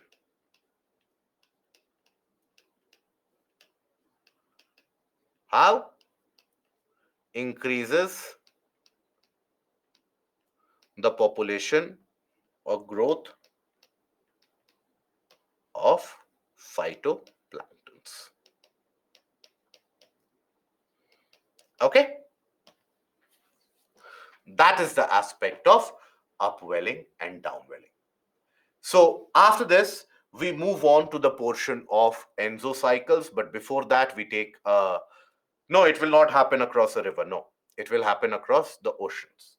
So after that, we'll move to enzocycles. Before that, we take a break, and then we come back and we continue again. So we take a 10 minutes break, and we'll be back in 10 minutes.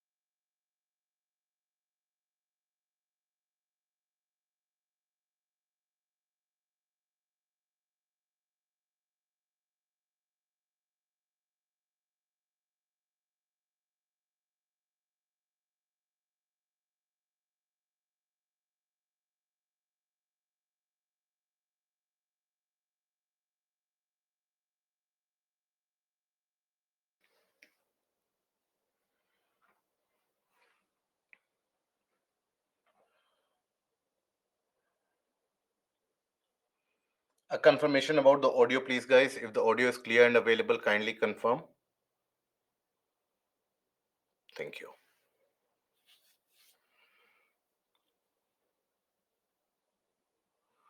How it completes the cycle. Basically, in the case of the Walker circulation, you I hope you understood why you have a creation of a low pressure and a high pressure system.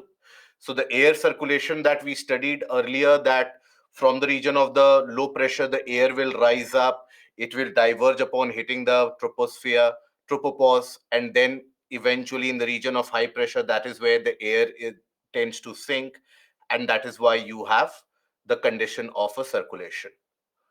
Okay. Downwelling also happens in the region of the low pressure. Yes. Downwelling, that is what will create a kind of a warmer area. Ananya, in most of the cases, yes. In most of the cases, majority of the cases, yes. In certain very rare cases, you will observe it in the tropical conditions as well. Okay. Eastern Australia is an example of a good fishing ground? No. The Peruvian coastline can be an example of a good fishing zone. It is not an ideal fishing zone, but comparatively a good fishing zone. Okay. Is winds go beyond the tropopause? Very rarely. In very rare circumstances, they will go, otherwise, no.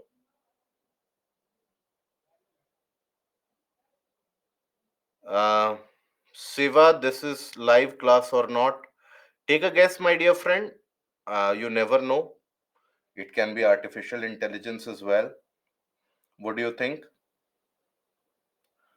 These are microorganisms. Yes, phytoplanktons are microorganisms. Yes.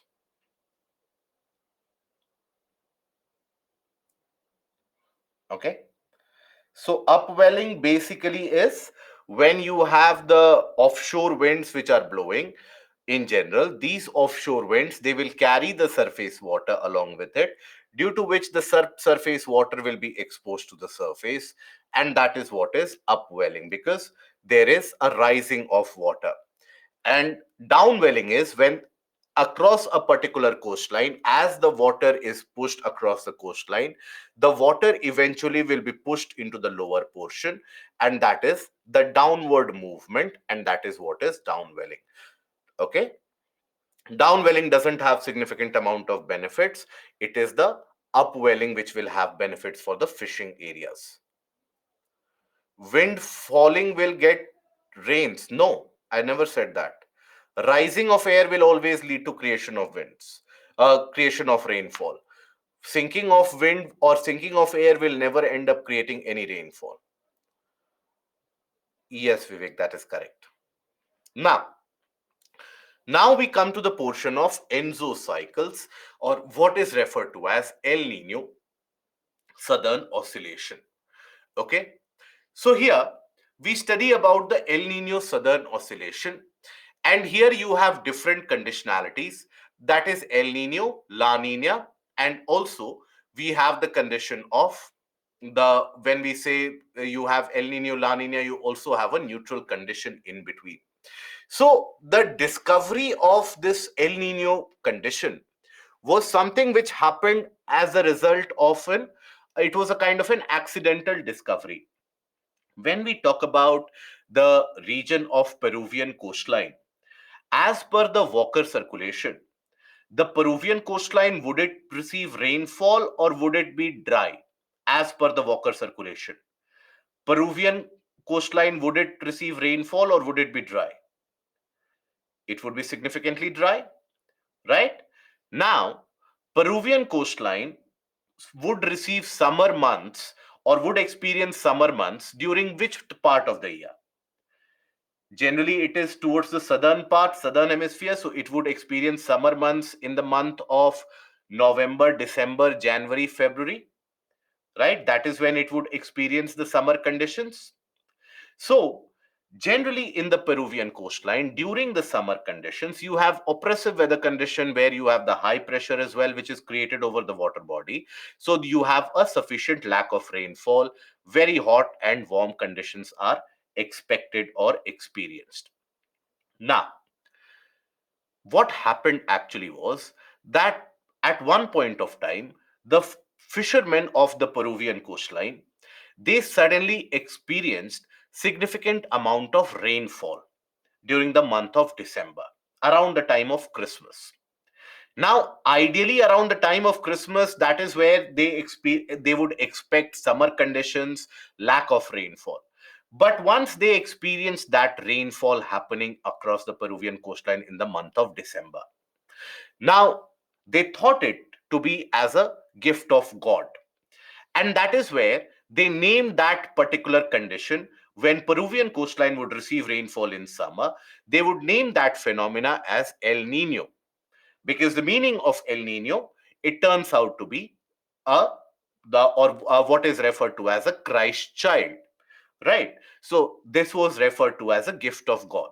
So very soon it became very prominent that across the Peruvian coastline or across the region of the Pacific, you have certain climatic anomalies, you have certain climatic conditions, due to which the Peruvian coastline starts receiving rainfall, and the Australian coastline, which would otherwise normally receive rainfall, Australian coastline would end up becoming dry during these cases. So this condition was regarded as El Nino. Now, that is where it was understood that these phenomena of El Nino, that doesn't happen every year. It happens every 3 to 4 years, or every 4 to 5 years, or 5 to 7 years. Once upon a time, it would happen that rather than being dry, the Peruvian coastline would receive rainfall and Australian coastline would go completely dry. Now, this was something which was a reversal of normal condition.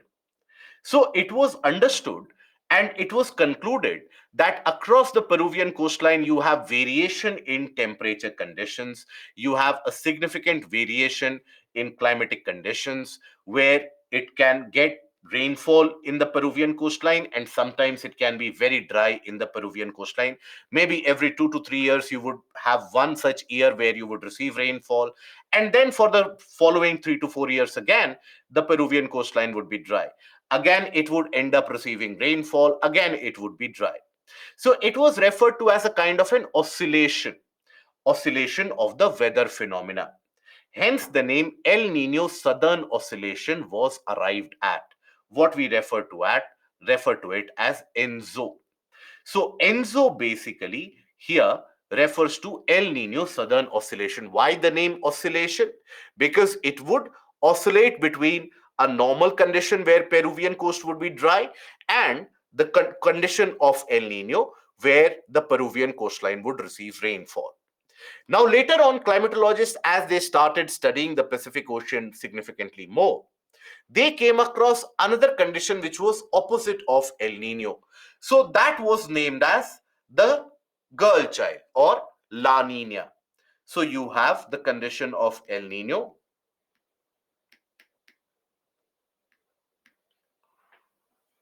Sir, you are hanging.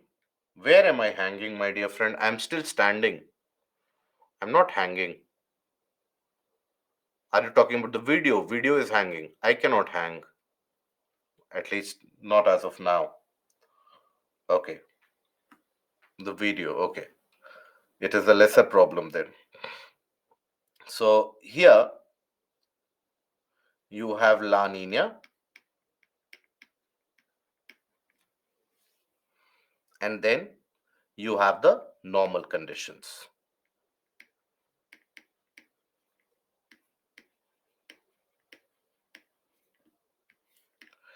So it was understood that in the region of the Pacific, particularly the region of equatorial and south equatorial Pacific, you would have a condition which would oscillate in between neutral to El Nino every few years, or it would get back to neutral every few years, or it could turn to La Nina every few years. So this change and a kind of an oscillation between different weather conditions, that was referred to as the Enso cycles. What these Enso cycles are, what El Nino is, what La Nina is, that is something we will understand. That marking above N, that is basically used in Spanish terminology. That, so if you would write it like this, it would be Nino. It would be pronounced as Nino, El Nino. But here you put that, so the pronunciation goes El Nino. So that is where you have that kind of an annotation which is used. Now, here, this is what was experienced in the region of Pacific Ocean to be observed. Now, the neutral or the normal conditions that generally prevail. So that is the Walker circulation that we have just studied. So this is your Walker circulation.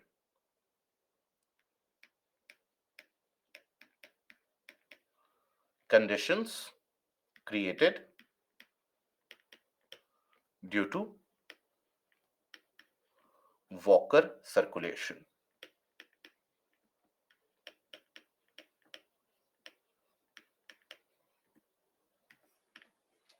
Okay, that is the condition created due to Walker circulation. So under neutral conditions, trade winds, what we have studied as the Walker circulation. So neutral conditions are nothing but existence of Walker circulation.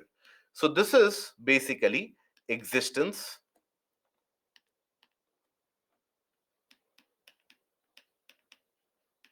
of Walker circulation.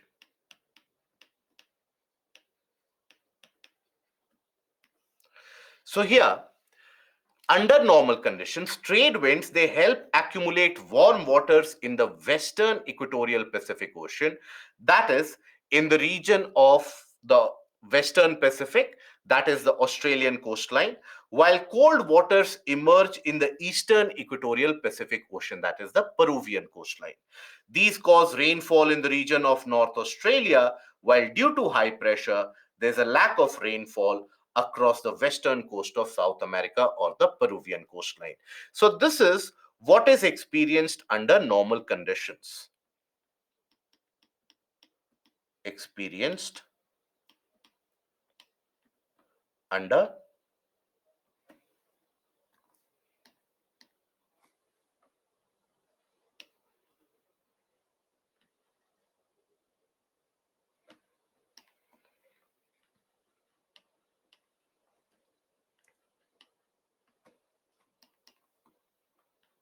normal conditions.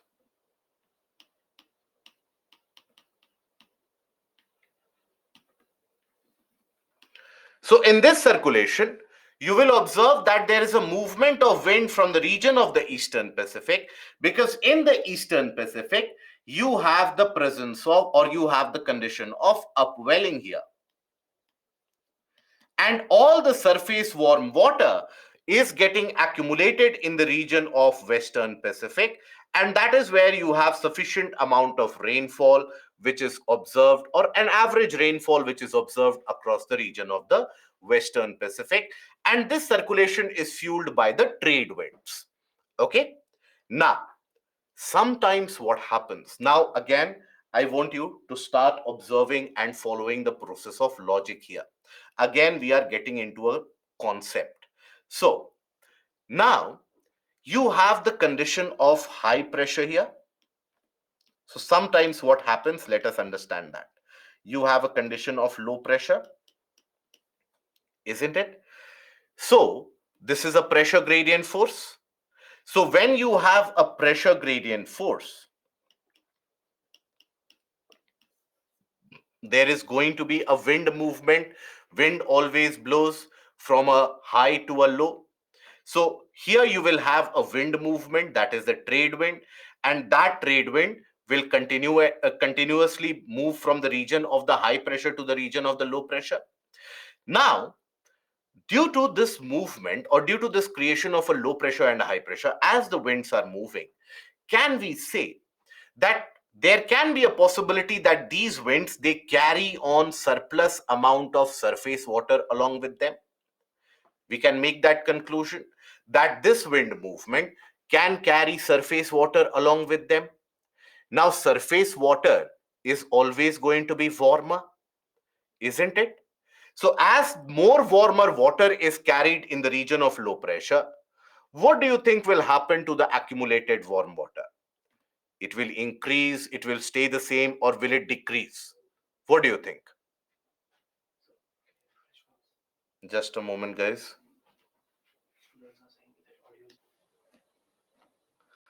Is the audio and video available now? Is it clear now, guys?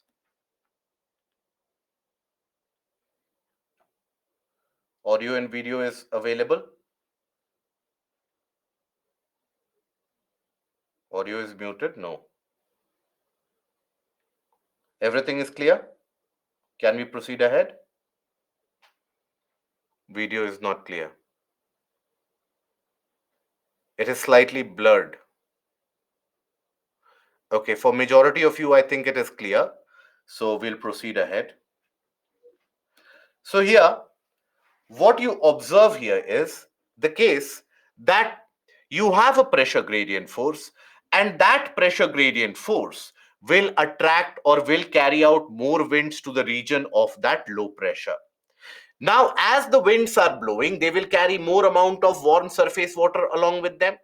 So the region of that warm water, the area of that warm water, that will increase, isn't it?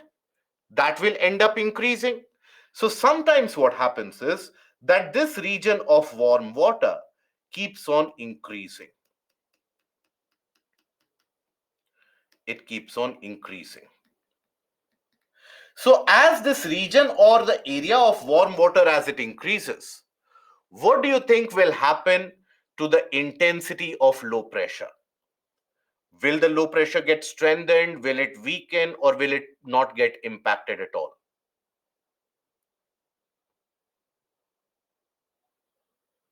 Right?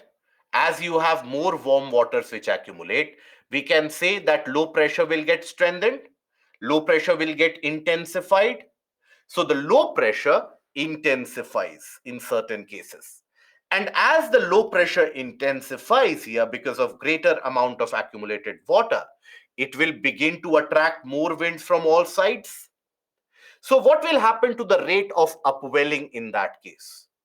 The rate of upwelling on the Eastern Pacific, will it increase? Will it reduce? Rate of upwelling. Very good. It will increase. It will be very, very high. So you will have larger areas of upwelling. You will have these cold waters which will spread over the larger areas. Now, what will happen to the wind motion, the speed of wind in this case? If the low pressure has strengthened, the high pressure has strengthened, what will happen to the wind movement?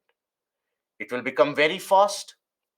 So, in this case, not only has the wind strengthened from the normal conditions, but the low pressure has also intensified as compared to the normal conditions.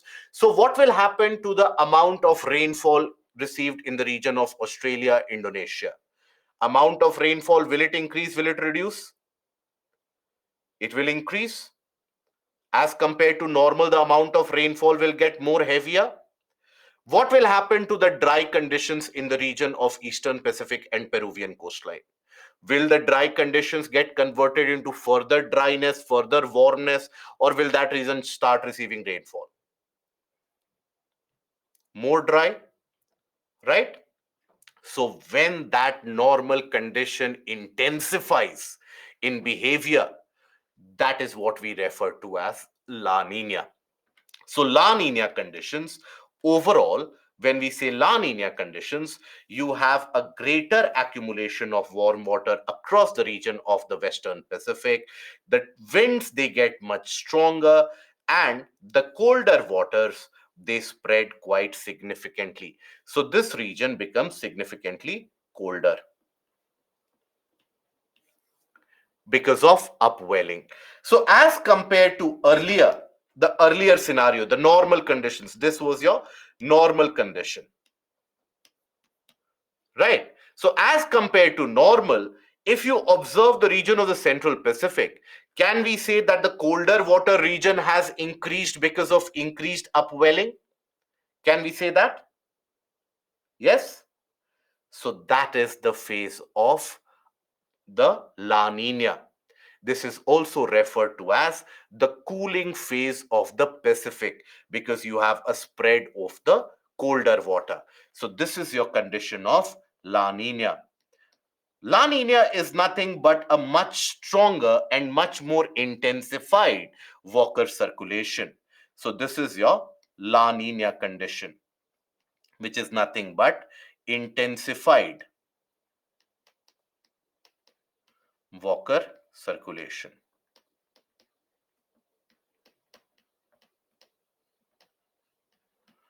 And when you have an intensified Walker circulation, that is also referred to as a cooling phase of Pacific.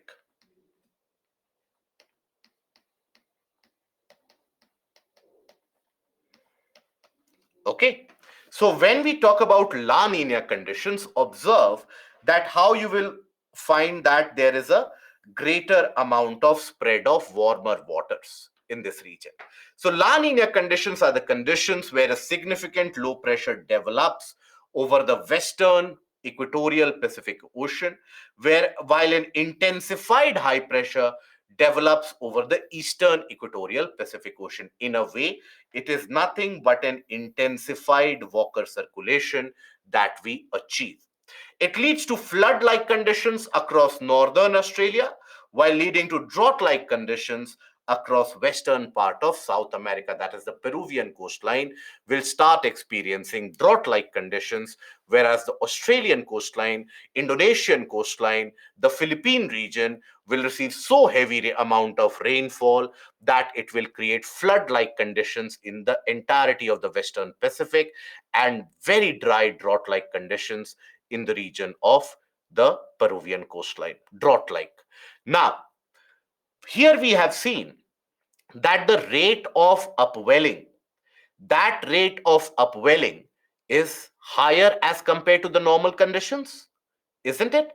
So observe what happens in a cross-sectional schematic way. Observe what happens in the case of the La Nina conditions. You will observe that if I compare this to earlier situation, let's suppose I have a comparison with the earlier situation here. In the normal conditions, that is the neutral conditions or the normal Walker circulation, you still had some warm water. Upwelling was happening, but still some warm water was present. Now, if you fast forward it to the condition of La Nina, you will find that there is almost no warm water present because you experience greater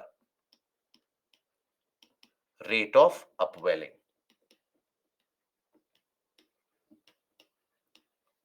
So high pressure will be much more intensified. And here you will observe fair and dry weather conditions. Here you will observe sufficient amount of rainfall which is created. Okay, so that is basically the condition of a La Nina, which is nothing but an intensified Walker circulation. So this is the impact created by La Nina in terms of the global circulation. So here, if you observe the global circulation, you will observe that in the region of the Western Pacific, you have warm water which keeps on accumulating. The colder waters, they spread over that area. And again, you have sinking air conditions in the region of Western Pacific. So under these conditions, if you apply the same logic out of Arabian Sea and Bay of Bengal, which is more likely to form a tropical cyclone? Arabian Sea or Bay of Bengal? Perfect. It will be Bay of Bengal, because Arabian Sea and the entirety of the Western Indian Ocean will experience a sink in the air, right? Sinking air. Now, we will study about the impact on Indian monsoon in detail in the module for tomorrow. But here, just to give you an idea, La Nina is always associated with higher than average rainfall in India during the monsoon months. So this is associated.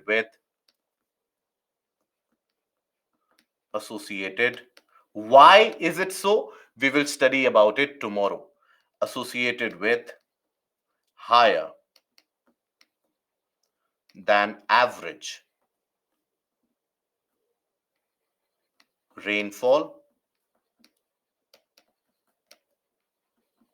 in India during monsoon months.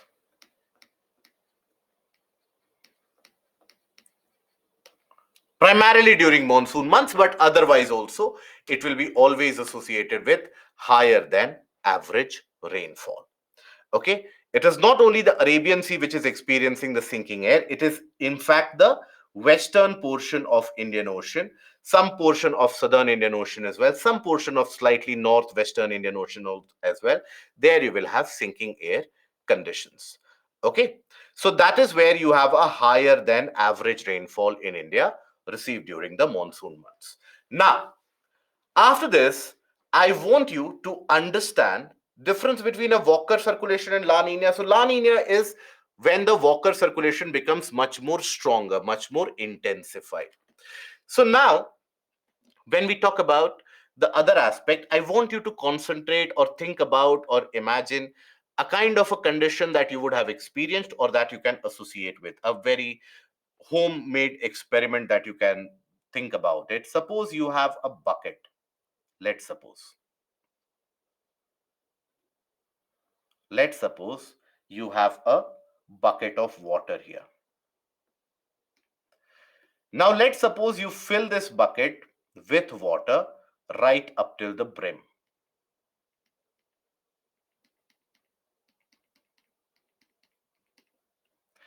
Now if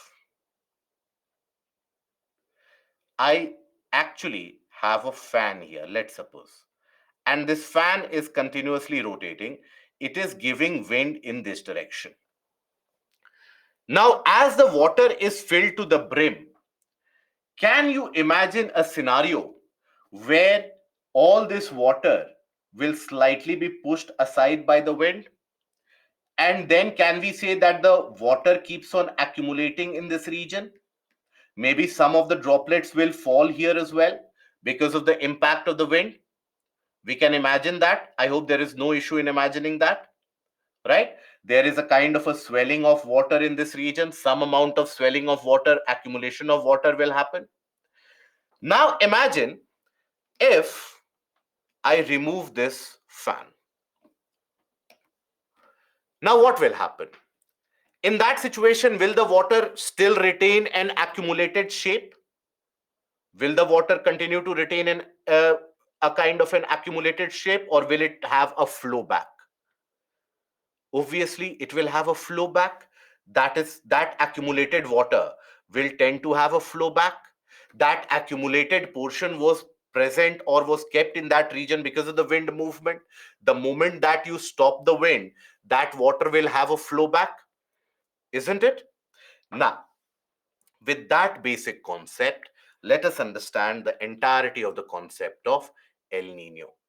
So, again, before coming into El Nino, now, for the creation or the movement of the surface water, we have the involvement of trade winds, right? Now, trade winds, if I consider this as ITCZ, now trade winds, they originate and move to the ITCZ from which area? And listen to this portion carefully. ITCZ, the trade winds originate from which region? Which pressure zone? The subtropical high pressure belt, isn't it? So here you have the subtropical high pressure belt, subtropical high pressure. That can be considered as the origin point for the trade winds. Okay, that can be considered as the origin point of these trade winds. Now, these origin point of trade winds overall, here, understand that this high pressure is created due to sinking of air. We have seen earlier while we were talking about the trade winds and the permanent wind system, we have seen that just because there is a sinking of air, you have a dynamic high pressure which is created. So in this area, normal conditions mean you have a sinking air, and that is created due to dynamic conditions, not because of thermal conditions. Now, it can happen every 2 to 3 years or 3 to 4 years, it can happen, because think about it that whichever place you are living in, not every summer season has the same temperature. Few of the summer seasons are much more warmer. Few of the summer seasons are slightly cooler. I'm sure you would have encountered that some of the summer seasons are very warm, some of the summer seasons are very hot, some of the summer seasons are cooler. So it can happen that after a couple of years, 3 years, 4 years, let's suppose this region gets heated.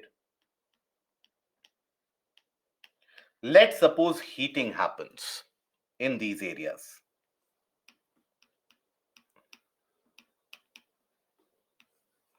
Now, when you have heating which is experienced in that situation, what do you observe? Whenever heating happens, normally air expands and tries to rise up. Normally, that is the condition. Wherever heating happens, the air expands, tries to rise up. Now, here you already have a sinking air. Listen and follow the thread very carefully. Here you already have a sinking air, but the ground is getting heated up in this year.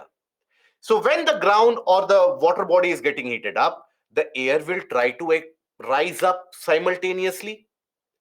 So what do you think will be the impact on the high pressure zone? The subtropical high pressure zone, will it get stronger? Will it get weaker? Or will it remain the same? The subtropical high pressure zone. So the high pressure, will it get stronger? Will it get weaker? Or will it remain the same?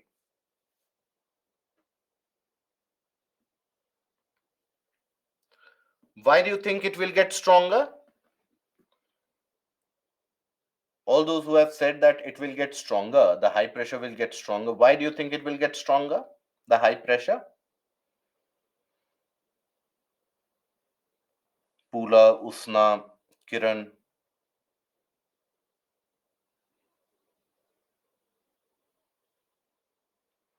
It will get weaker, isn't it? It will get weaker because ideally in this region you had sinking air. Now, as the ground has gotten more heated up or the surface has gotten heated up, there you will have now a counteractive or an opposite force of rising air. So, on the ground surface where you had sinking air, now the impact of sinking will be reduced, isn't it? The impact of sinking will be reduced. So, can we say that high pressure will get weakened here? Right? So, when the high pressure gets weakened here, what will happen to the trade winds? The trade winds were driven by that high pressure. Trade winds were originating from the region of high pressure. So, if that high pressure in itself has gotten weaker, so the trade winds, can we say either they will become very weak or for a point of time they can get absent as well? Can we imagine that scenario where because of the weakening of the subtropical high pressure, it can happen that the trade winds can become absent in a region or can weaken quite substantially, isn't it? So that will be similar to removing the fan from the earlier example that we had seen. So because the winds, the trade winds were carrying the surface water, accumulating it over the region of the Western Pacific. Now, when the trade winds have gotten weaker or have gotten absent, what will happen to that accumulated water in the Western Pacific? Where do you think that accumulated water will go? It will flow back. It will start flowing back, isn't it? So when that accumulated water flows back, it can either come to the region of the Central Pacific, or if there is a significant accumulation, greater flow back, it can even reach the region of the Eastern Pacific. Now, when that happens, that is basically what creates the condition of El Nino. So, when we talk about El Nino, so here, let's suppose we talk about the condition of El Nino. So, weakening of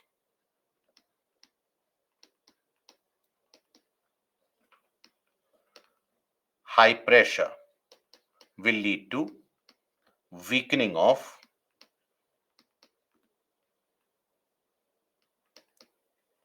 or disappearance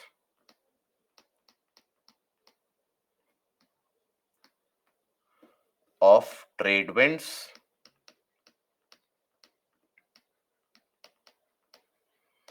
that will, in a way, the accumulated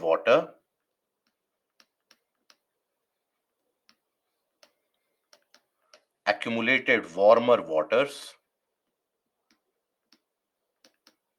in West Pacific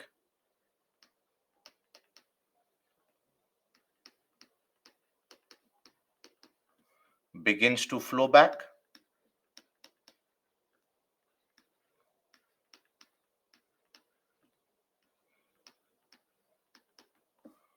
Okay, I hope till this point it is clear.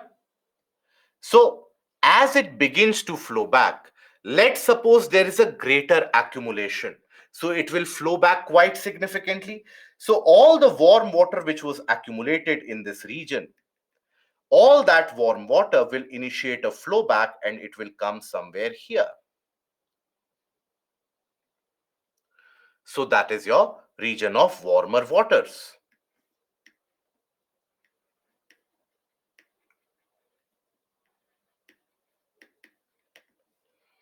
Now, this region of warmer water, that is wherever you have that warmer water, it will create a low pressure, isn't it? This will create a condition of low pressure. Now, low pressure will now start attracting winds. Winds don't know eastern or western Pacific. Winds only know high pressure and low pressure. Now that you have the low pressure created here, so it will start attracting winds. So the winds now start moving towards this direction.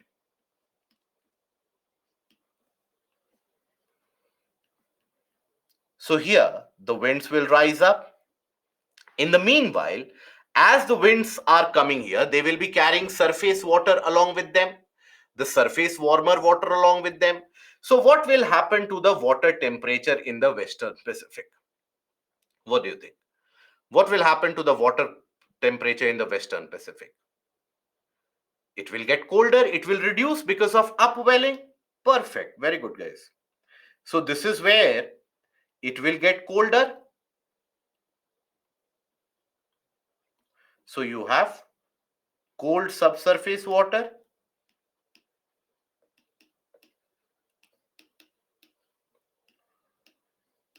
and you have warm water due to flow back.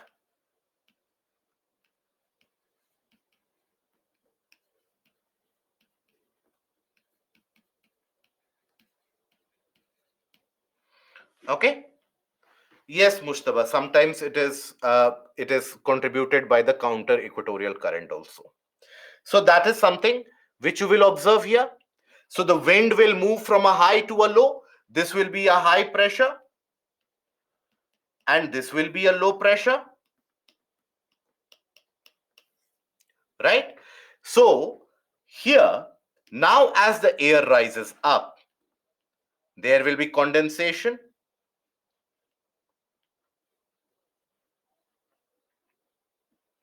Significant amount of condensation, and that will cause rainfall in the entire region. And this air will then rise up, will diverge. It will sink in the region of high pressure. High pressure has sinking air. It will sink in the region of high pressure. Here also it will diverge, move in different direction.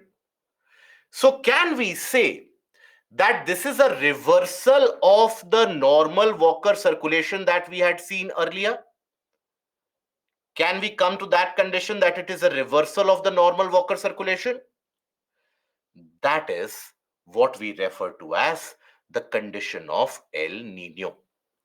So here, in the case of La Nina, we also observed that as the cooling phase of Pacific because a significant portion of Pacific was cooled down due to upwelling.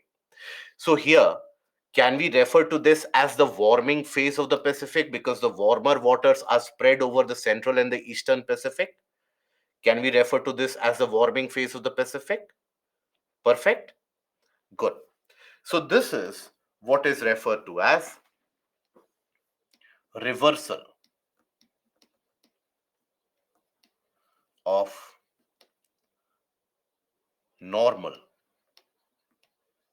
Walker circulation,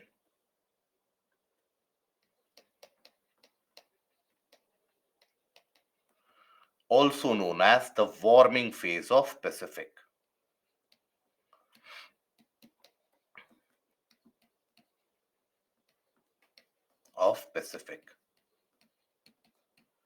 Now we'll study about it tomorrow, that how it impacts the Indian monsoon or Indian weather conditions. But generally, El Nino always is always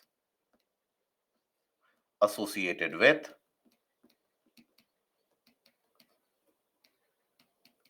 less rains or less rainfall in India. Always it is associated with significantly lesser amount of rainfall in India. Till this portion, is this understood? Perfect. Now, what will be the change in weather condition? Can we say that what do you think will happen in Australia? Will Australian coastline now be dry or will it receive rainfall? Very dry. Perfect.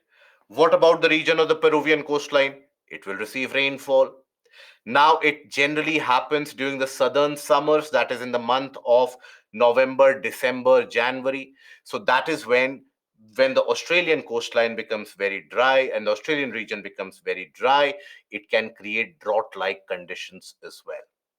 And oftentimes it can also lead to conditions of forest fires or wildfires in Australian desert regions and the surrounding areas because of very dry conditions which are created. Okay, so that is the basic perspective of El Nino. Now, if I ask you a question that we have not covered yet, which generally you cover in the portion of the aspect of current affairs, but I want you to think about it and I want you to get an answer or a reply about it.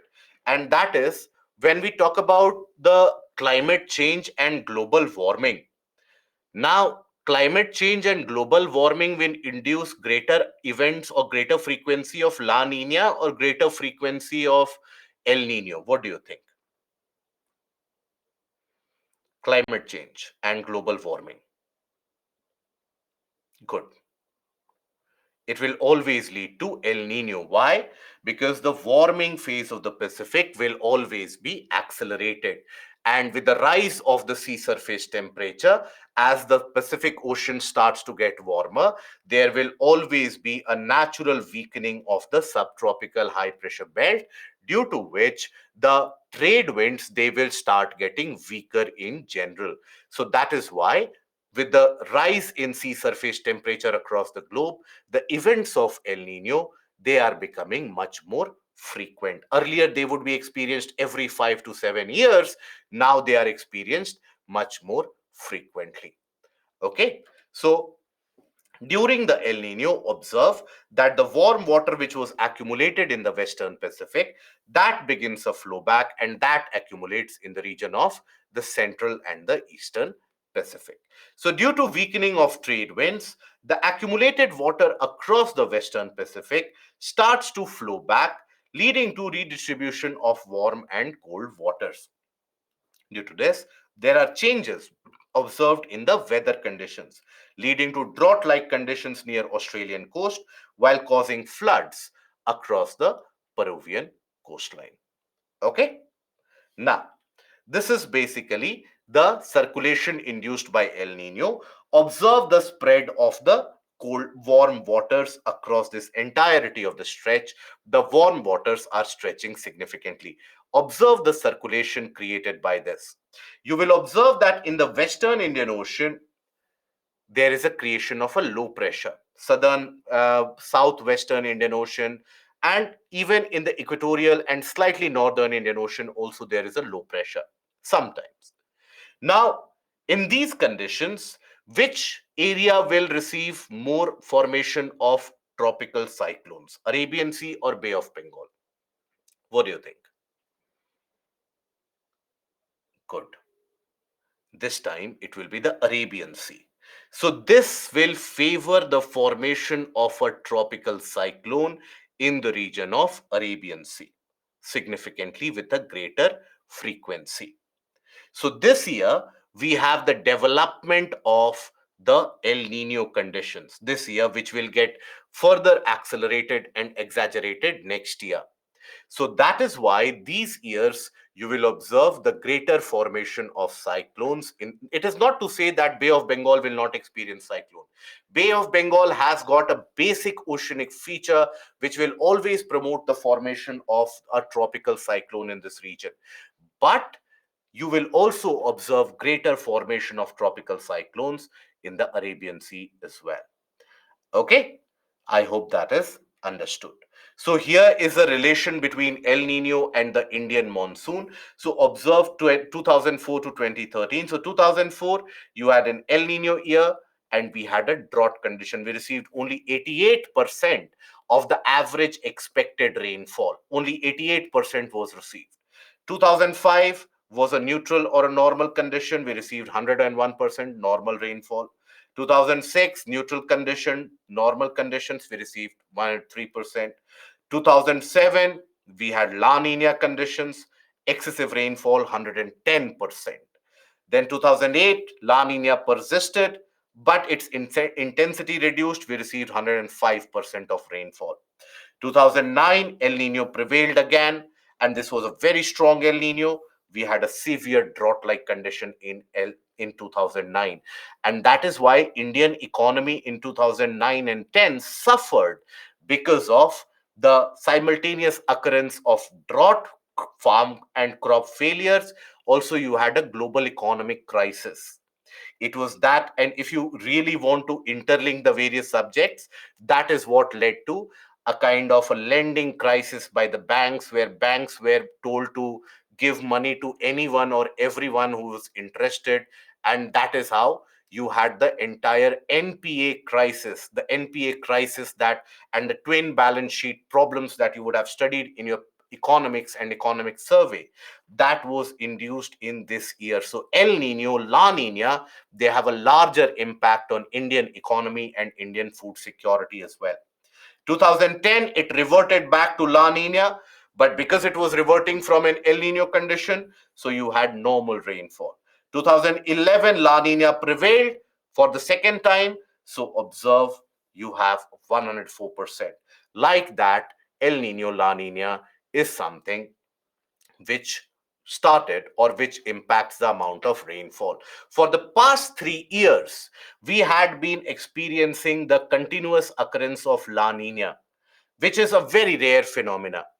And that is what is also referred to as the triple dip La Nina.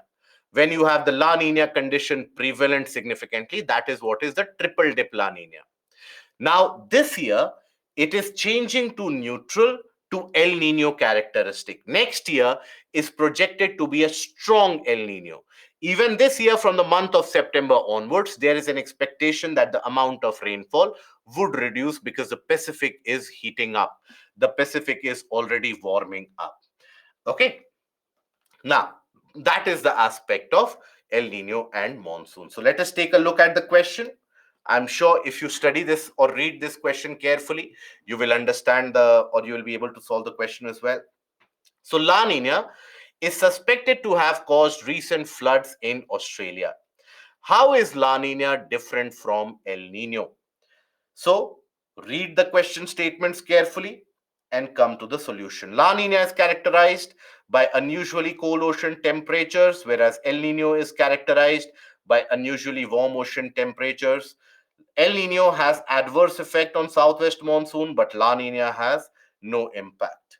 So again, I would say, read the statements very carefully and then arrive at your answer. Very carefully. Anurag, it will lead to low pressure condition in the Western Indian Ocean.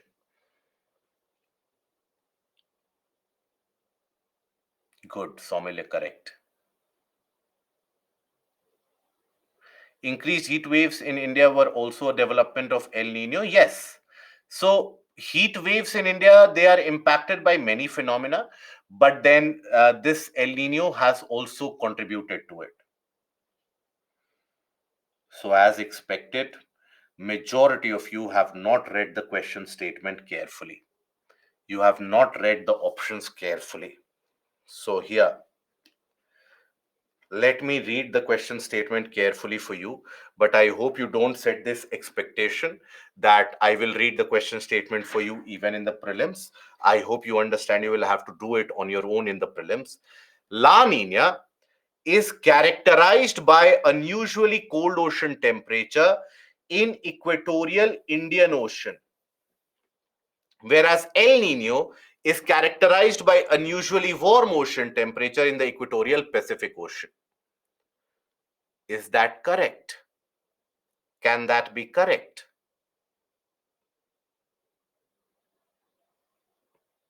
Anyone who says that is correct? No. It is just this one statement that basically UPSC, one word that UPSC played with. And what happens is majority of the times when we see the statement, we feel the rest of the words are correct. So this also would be correct. Have we talked about Indian Ocean at all? Have we talked about Indian Ocean at all till now? No. Here, if it would have been Pacific Ocean, this would have been a correct statement. But it is Indian Ocean, right? So this is incorrect. Second statement. El Nino has adverse effect on southwest monsoon of India, but La Nina has no effect on monsoon climate. Have we seen that La Nina increases the amount of rainfall received in India?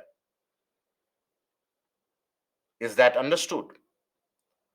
So will that statement be correct? Absolutely not. So that is why here the correct answer is D, neither one nor two. So that tells you how UPSC plays the tricks. Okay. And it is in these questions where you end up losing the race. Understand, and I always repeat that you will. Which portion of the statement is not clear? See, this is the problem which also happens in the prelims paper. Sometimes we are so convinced that we are correct, we are not ready to see the basic things here. Here, the second statement says La Nina has no effect on Indian monsoon climate. In the earlier case or in the earlier situation, have we seen La Nina is associated with excess rainfall in India?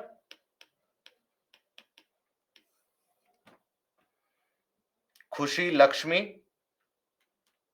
No, we have not seen that. If I show you the statement, have we seen that La Nina is associated with higher than average rainfall during the monsoon months? Have we seen this? And further on, to add to that, have we seen that La Nina causes 110% rainfall here, 104% rainfall here? Have we seen it is associated with excess rainfall? Right? Is that understood now? It is not a morning class where I expect that you would close your eyes and sleep in the process. But then I expect you to be aware in the evening sessions. Okay? How El Nino causes lesser rainfall, why El Nino causes lesser rainfall, we'll study about it tomorrow when we make ourselves aware of the aspects of mascarene high pressure belts, which is the driver of the Indian monsoon. So it is the weakening and the strengthening of the mascarene high pressure. Mascarene Islands is a region in southern Indian Ocean which develops a high pressure zone that is a driver of winds for the Indian monsoon. So we'll study about it tomorrow. Okay. First part of second statement is correct. Second part of the first statement is correct. Okay. Is that understood? Good. La Nina is a strengthened form of Walker circulation, Sarita. It is when the Walker circulation gets much stronger. Now, then we come to what is referred to as the Indian Ocean dipole. Now, dipole, it tells you the existence of two different polarity.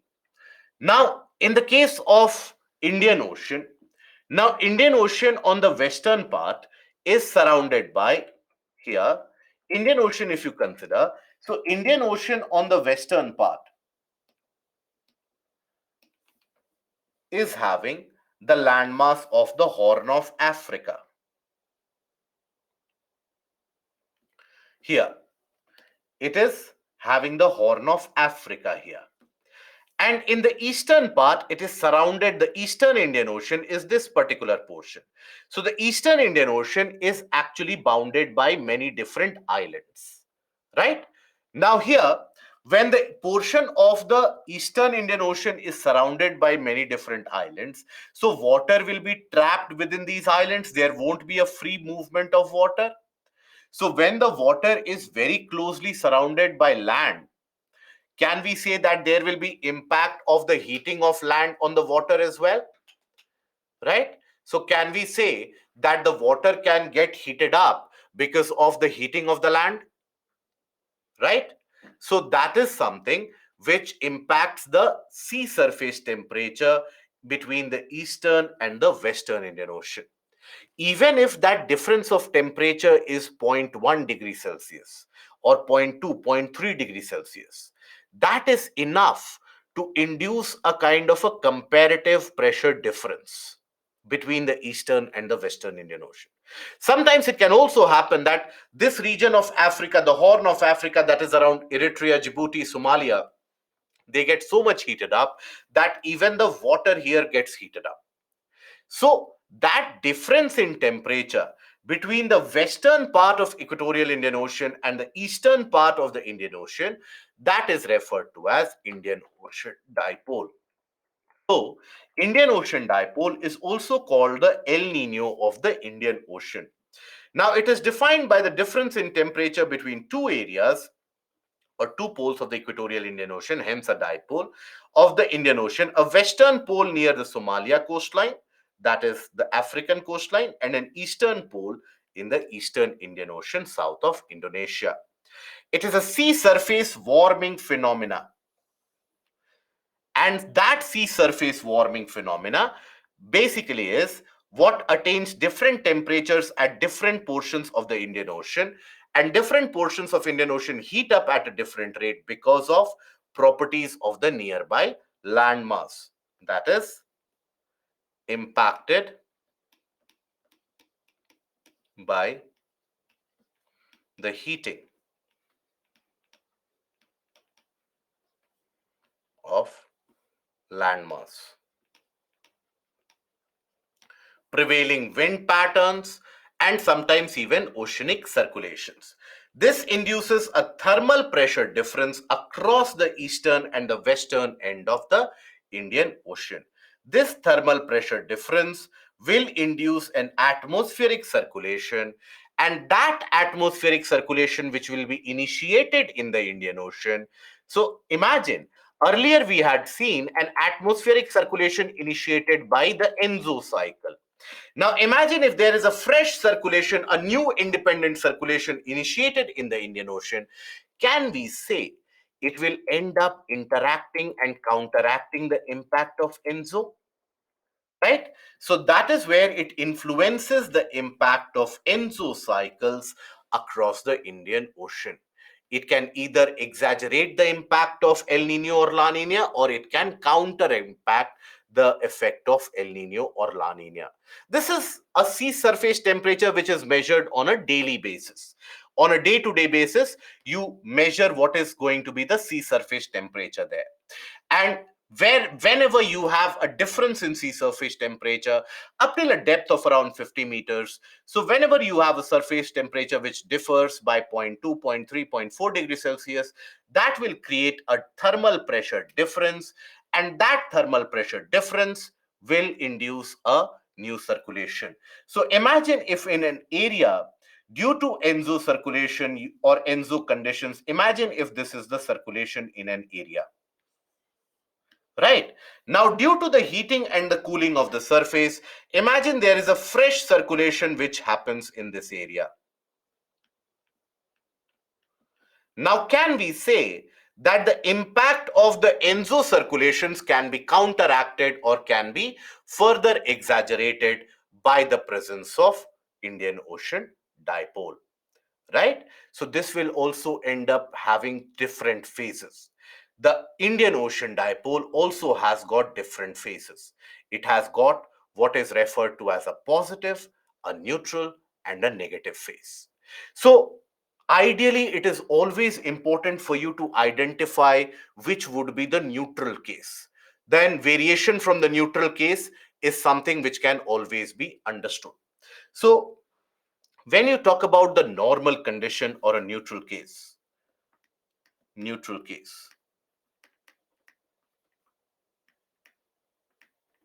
here, if we talk about the neutral case here, so basically,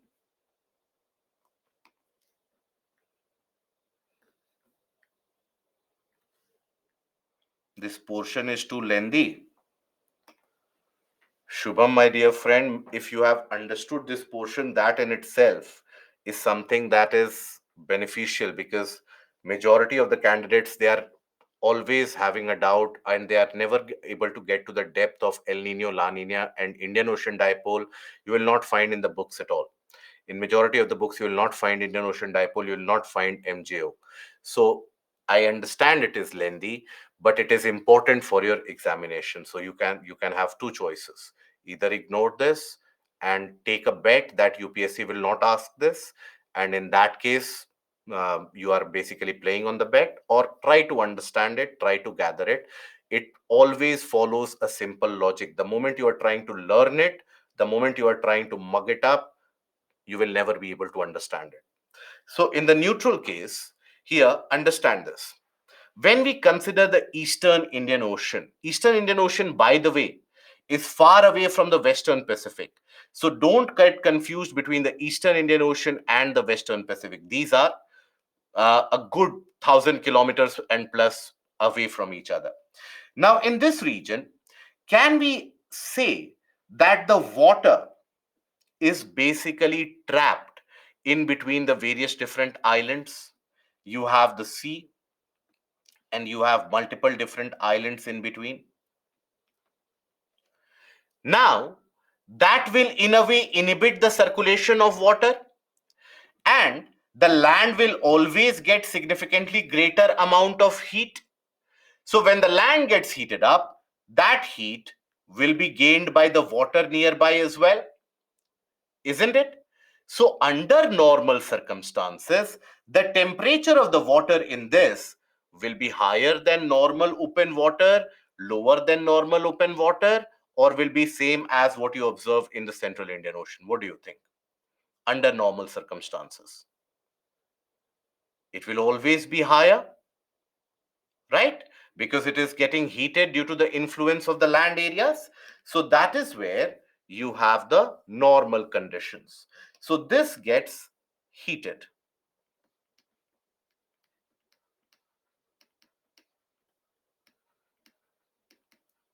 Now, when you have a heated water, it will attract winds from all directions. It will attract winds. Now, what will happen in the Western Indian Ocean? Upwelling or downwelling across the African coastline? What do you think will happen in the Western Indian Ocean?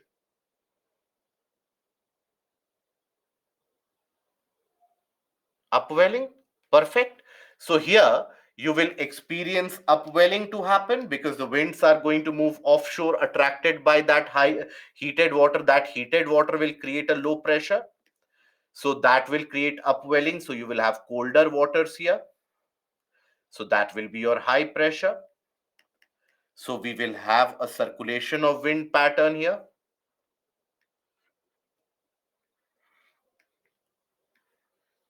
We will experience a circulation of wind pattern here.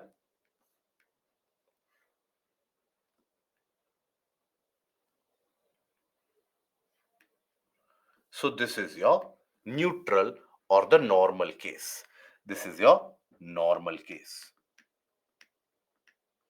Here also you have the three phases: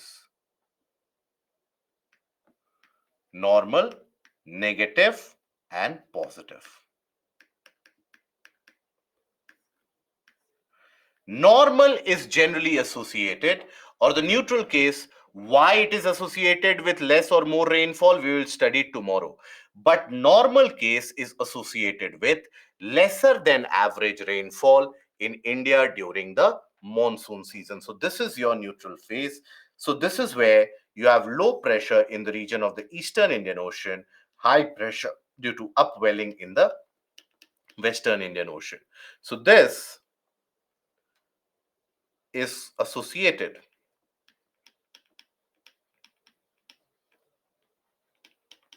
with less than average rainfall in India. Now, just like the earlier scenario of Enzo cycle, associate here also. When you will observe this particular movement, let's suppose you observe this particular movement. Now you have low pressure, winds are coming to the low pressure. So when the winds are coming to that low pressure, they will further get they will further start pulling up the warm surface water. So what will happen to the region of that low pressure? Can we say that the low pressure will get extended, expanded? You will have more warm waters in the region of the low pressure. So that will always lead to more upwelling, right? So you will have more upwelling in the Western Indian Ocean. So we can say that the normal phase can get intensified. That will be associated with the negative phase of IOD. So negative phase of IOD is an intensified normal phase. Intensified normal phase.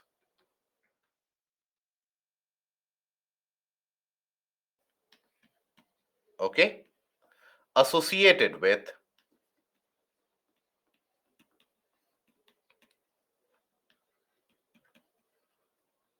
very less rains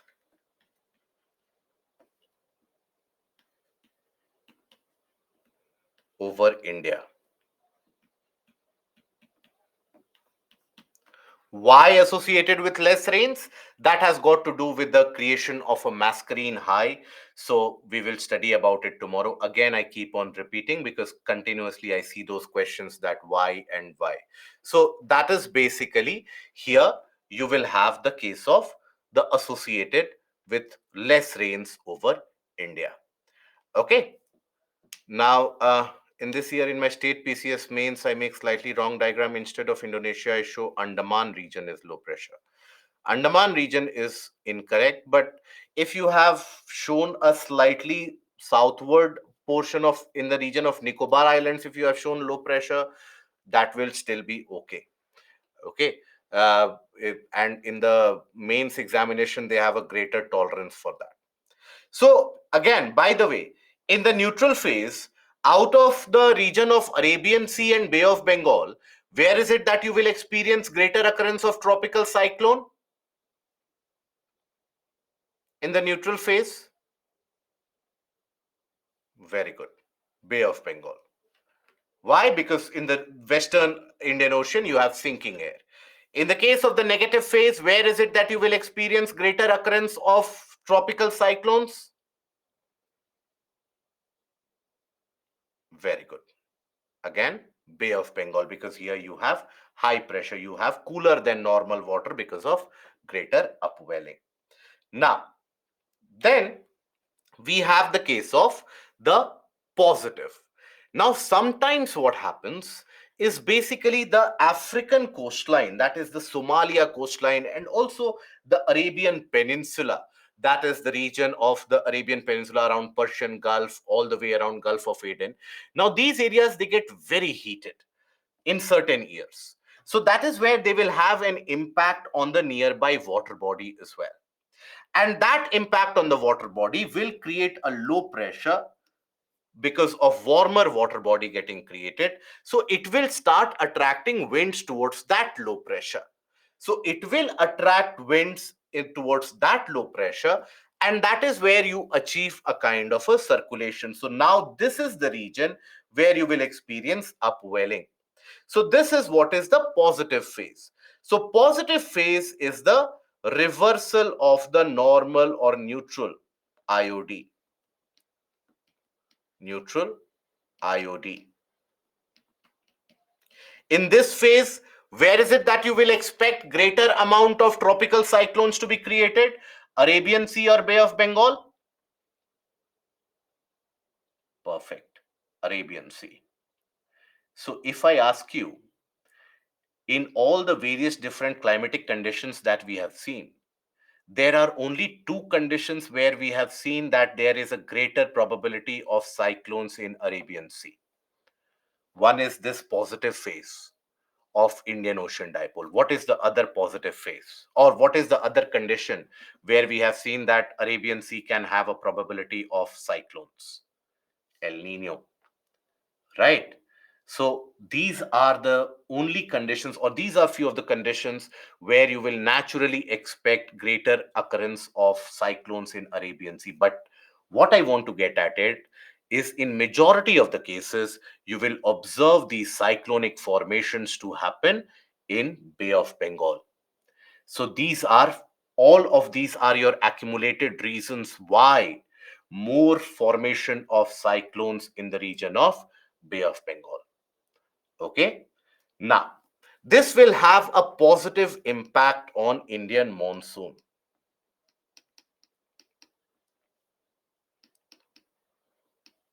Impact on Indian monsoon. Always understand that this Indian Ocean dipole phenomena, in majority of the cases, it is independent of the ENSO cycles. So it can counteract the impact created by the El Nino or La Nina. For example, in the year 97-98, the Pacific was heated up beyond the expected proportion. And the El Nino conditions which were created were amongst the strongest in the last century. So, India was expecting a severe drought like condition. India was expecting that we would receive somewhere around maybe 70% of our expected rainfall. But India ended up receiving close to around 97% of the expected rainfall. Later on, as the climatologists and the meteorologists further explored, they found out that India received higher than average rainfall, or basically the impact of El Nino was counteracted because there was a positive IOD simultaneously which existed, which weakened the impact of El Nino over the Indian subcontinent. So, this Indian Ocean dipole can weaken or can strengthen the impact of the ENSO cycles overall. Always get that clear. Okay. Positive phase will occur because there will be significant amount of heating in the region of Somalian coastline, and why Somalia would get heat and Indonesian island will get colder. It is not that the Indonesian island will get colder. Please understand, again, I would repeat, even if let's suppose across the Indonesian islands, the temperature, let's say, is 25.5 or 25.9. And across the region of the Somali coastline, the temperature is even 26.1. Even that difference of temperature is more than sufficient to induce a significant pressure gradient. Okay. So that is basically the aspect of the Indian Ocean dipole. Now, UPSC had asked a question from this in 2017 as well. Let us take a look at the question. So, with reference to the Indian Ocean dipole, sometimes mentioned in the news while forecasting Indian monsoon, which of the following statements is or are correct? IOD phenomena is characterized by a difference in sea surface temperature. IOD phenomena can influence an El Nino's impact on the monsoon.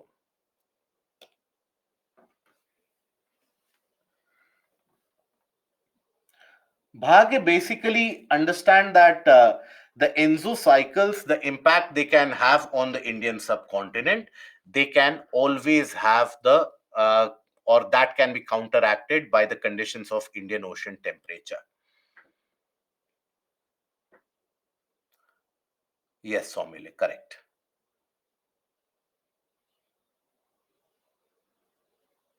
Very good, guys. Beautiful. Very proud. So here, majority of you have given the correct answer. So IOD phenomena is characterized by a difference in sea surface temperature between tropical Western Indian Ocean and tropical Eastern Pacific Ocean. Tropical Eastern Pacific Ocean is where? In the Peruvian coastline. Indian Ocean dipole is the condition between the two sides of the Indian Ocean itself. So the first is incorrect. Second, an IOD phenomena can influence an El Nino's impact on the monsoon. This is correct. So the correct answer will be 2 or B2 only. Okay? I hope that is understood. Right? Now, then we come across what is referred to as a MJO or Madden-Julian oscillation. Right? So, okay. So why the first statement is incorrect? So, when you take a look at the first statement, my dear friends, IOD phenomena is characterized by a difference in sea surface temperature between tropical Western Indian Ocean and tropical Eastern Pacific Ocean. Indian Ocean dipole, even if you have not studied about Indian Ocean dipole, can it represent the difference between the Pacific Ocean here? Have we talked about the Pacific Ocean? Where is the tropical Eastern Pacific Ocean? Tropical Eastern Pacific Ocean represents the Peruvian coastline.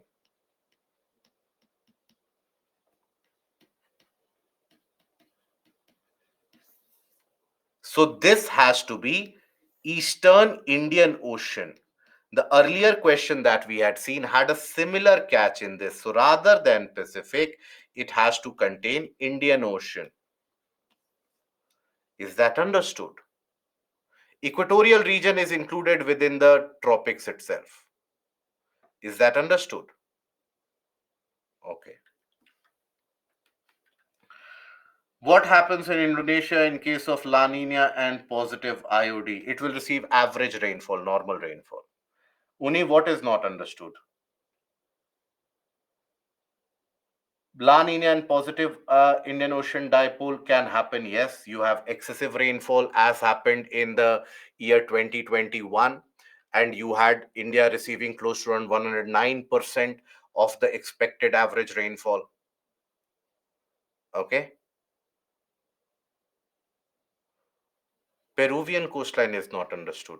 Do you know where Peru is? Peruvian coastline here refers to the coast of Peru. Peru. You don't know where Peru is? Okay. My dear friend, kindly take a look at the map. Peru is in South America. So that is what I had told you to do yesterday. See, Peru is in South America. It is across the coastline of South America. And how have you been handling the entire discussion about the Peruvian coastline that we have been having? This is the Peruvian, this is where Peru is. Peru is a country. I hope we are aware of that. Or is that not understood? Where Peru is a country, my dear friend. Okay. Okay. Pratik, revise as much as possible. Shivaji, what you have as a counteracting impact is that let's suppose El Nino conditions are present where they are present, or Enzo conditions are present in the region of the Pacific Ocean. But because of their circulation, they will have an impact on the Indian Ocean as well. If I take you back to this slide, you will observe that in this El Nino circulation, you will have a kind of an impact created here as well, okay, over the Indian Ocean due to the circulation. But if a, let's suppose in this case a negative IOD develops, so negative IOD means here you will have the simultaneous development of low pressure. So wind will start to or try to rise in this particular portion. So won't it impact the circulation created by El Nino? It will always impact, right? So that is how they can counteract or they can add to the impact created. Okay.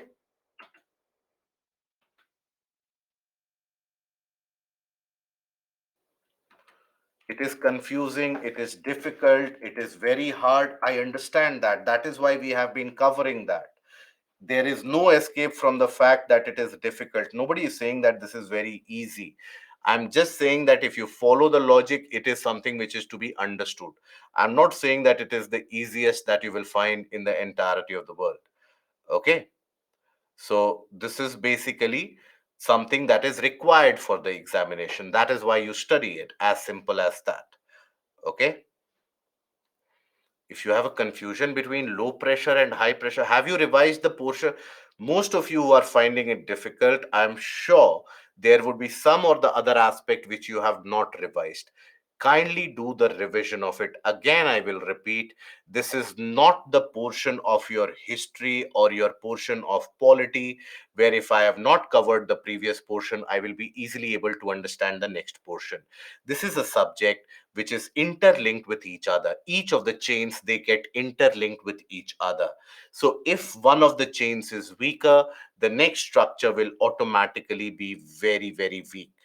Okay. So please understand that if one by one you and all the various logics that we are applying, all the various processes that we are applying, they are driven by very simple processes of heating, cooling, high pressure, low pressure, and the wind movement. If that portion is clear, you can understand every aspect of it. If you have some amount of doubt or some amount of hesitation that why low pressure, why high pressure, sometimes I see low pressure, sometimes I see high pressure, whether wind will go to high pressure, whether wind will go. If you have doubt in that, trust me, all these portions will be hodgepodge. You will never be able to understand any of that. Okay. So please go back, revise everything, especially the first two modules of climatology. I have been spending a lot of time. I have taken it very, very slow. That is why in the 14th lecture, we are still in the ninth module and we won't be able to complete ninth module here or the 10th module even today. Okay. So please understand.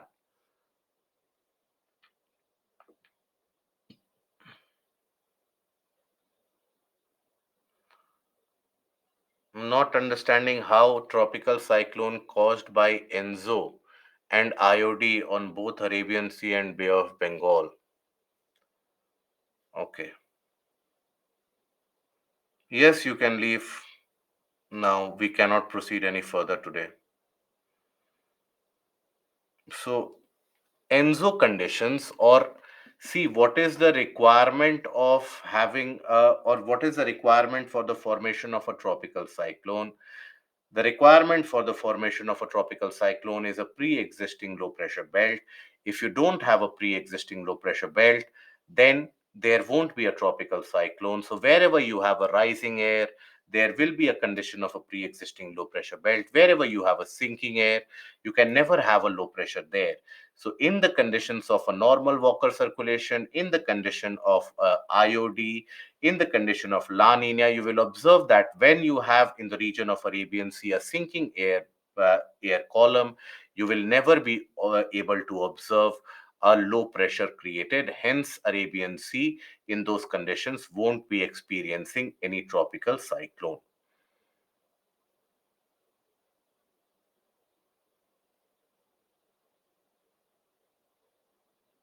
No, Sakshi, that is not the case. It is a sheer amount of joy that I am feeling.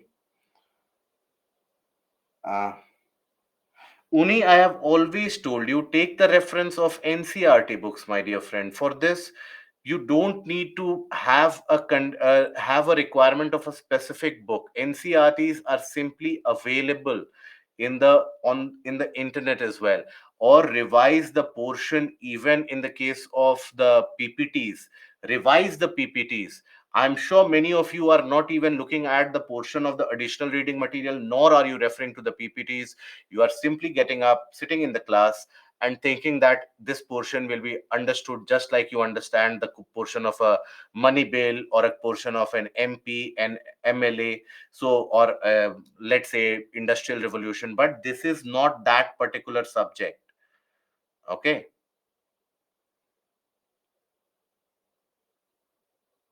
Yes, today, how can we proceed further today, guys? Won't be able to proceed today further. Yes, MGO we'll do tomorrow, along with the portion of the Indian monsoon. Enzo cycle consists of the events of El Nino, neutral circulation, and La Nina. That circulation or oscillation between different conditions, that is what is El Nino southern oscillation. El Nino is one of the conditions which are experienced. So I'm sure you won't be facing that much amount of issue in understanding the basic concepts. So many of you, I see you are able to follow the concepts easily. Many of you, you are not able to digest that, and despite taking it very slow. So positive phase of IOD. Vivek, you are continuously asking the question how Western disturbances impact positive IOD. Vivek, do one thing while I'm replying to the other questions. Give me an answer of what do you mean by Western disturbances. Please give me a, reply of what do you mean by Western disturbances. I will give you the answer. And Mayank, positive phase of IOD is created sometimes when you have a significant warming of the Horn of Africa and the Arabian Peninsula.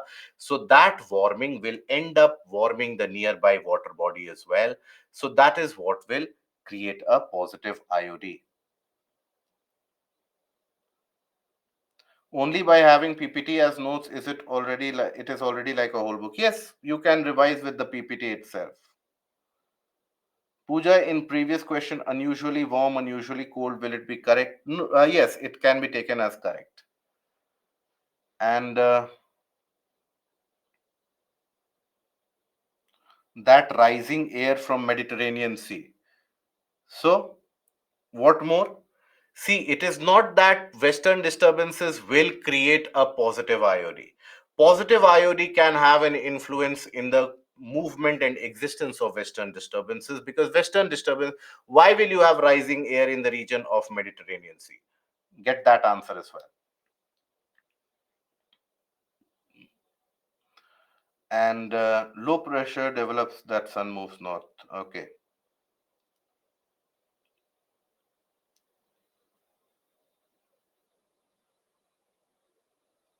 Okay.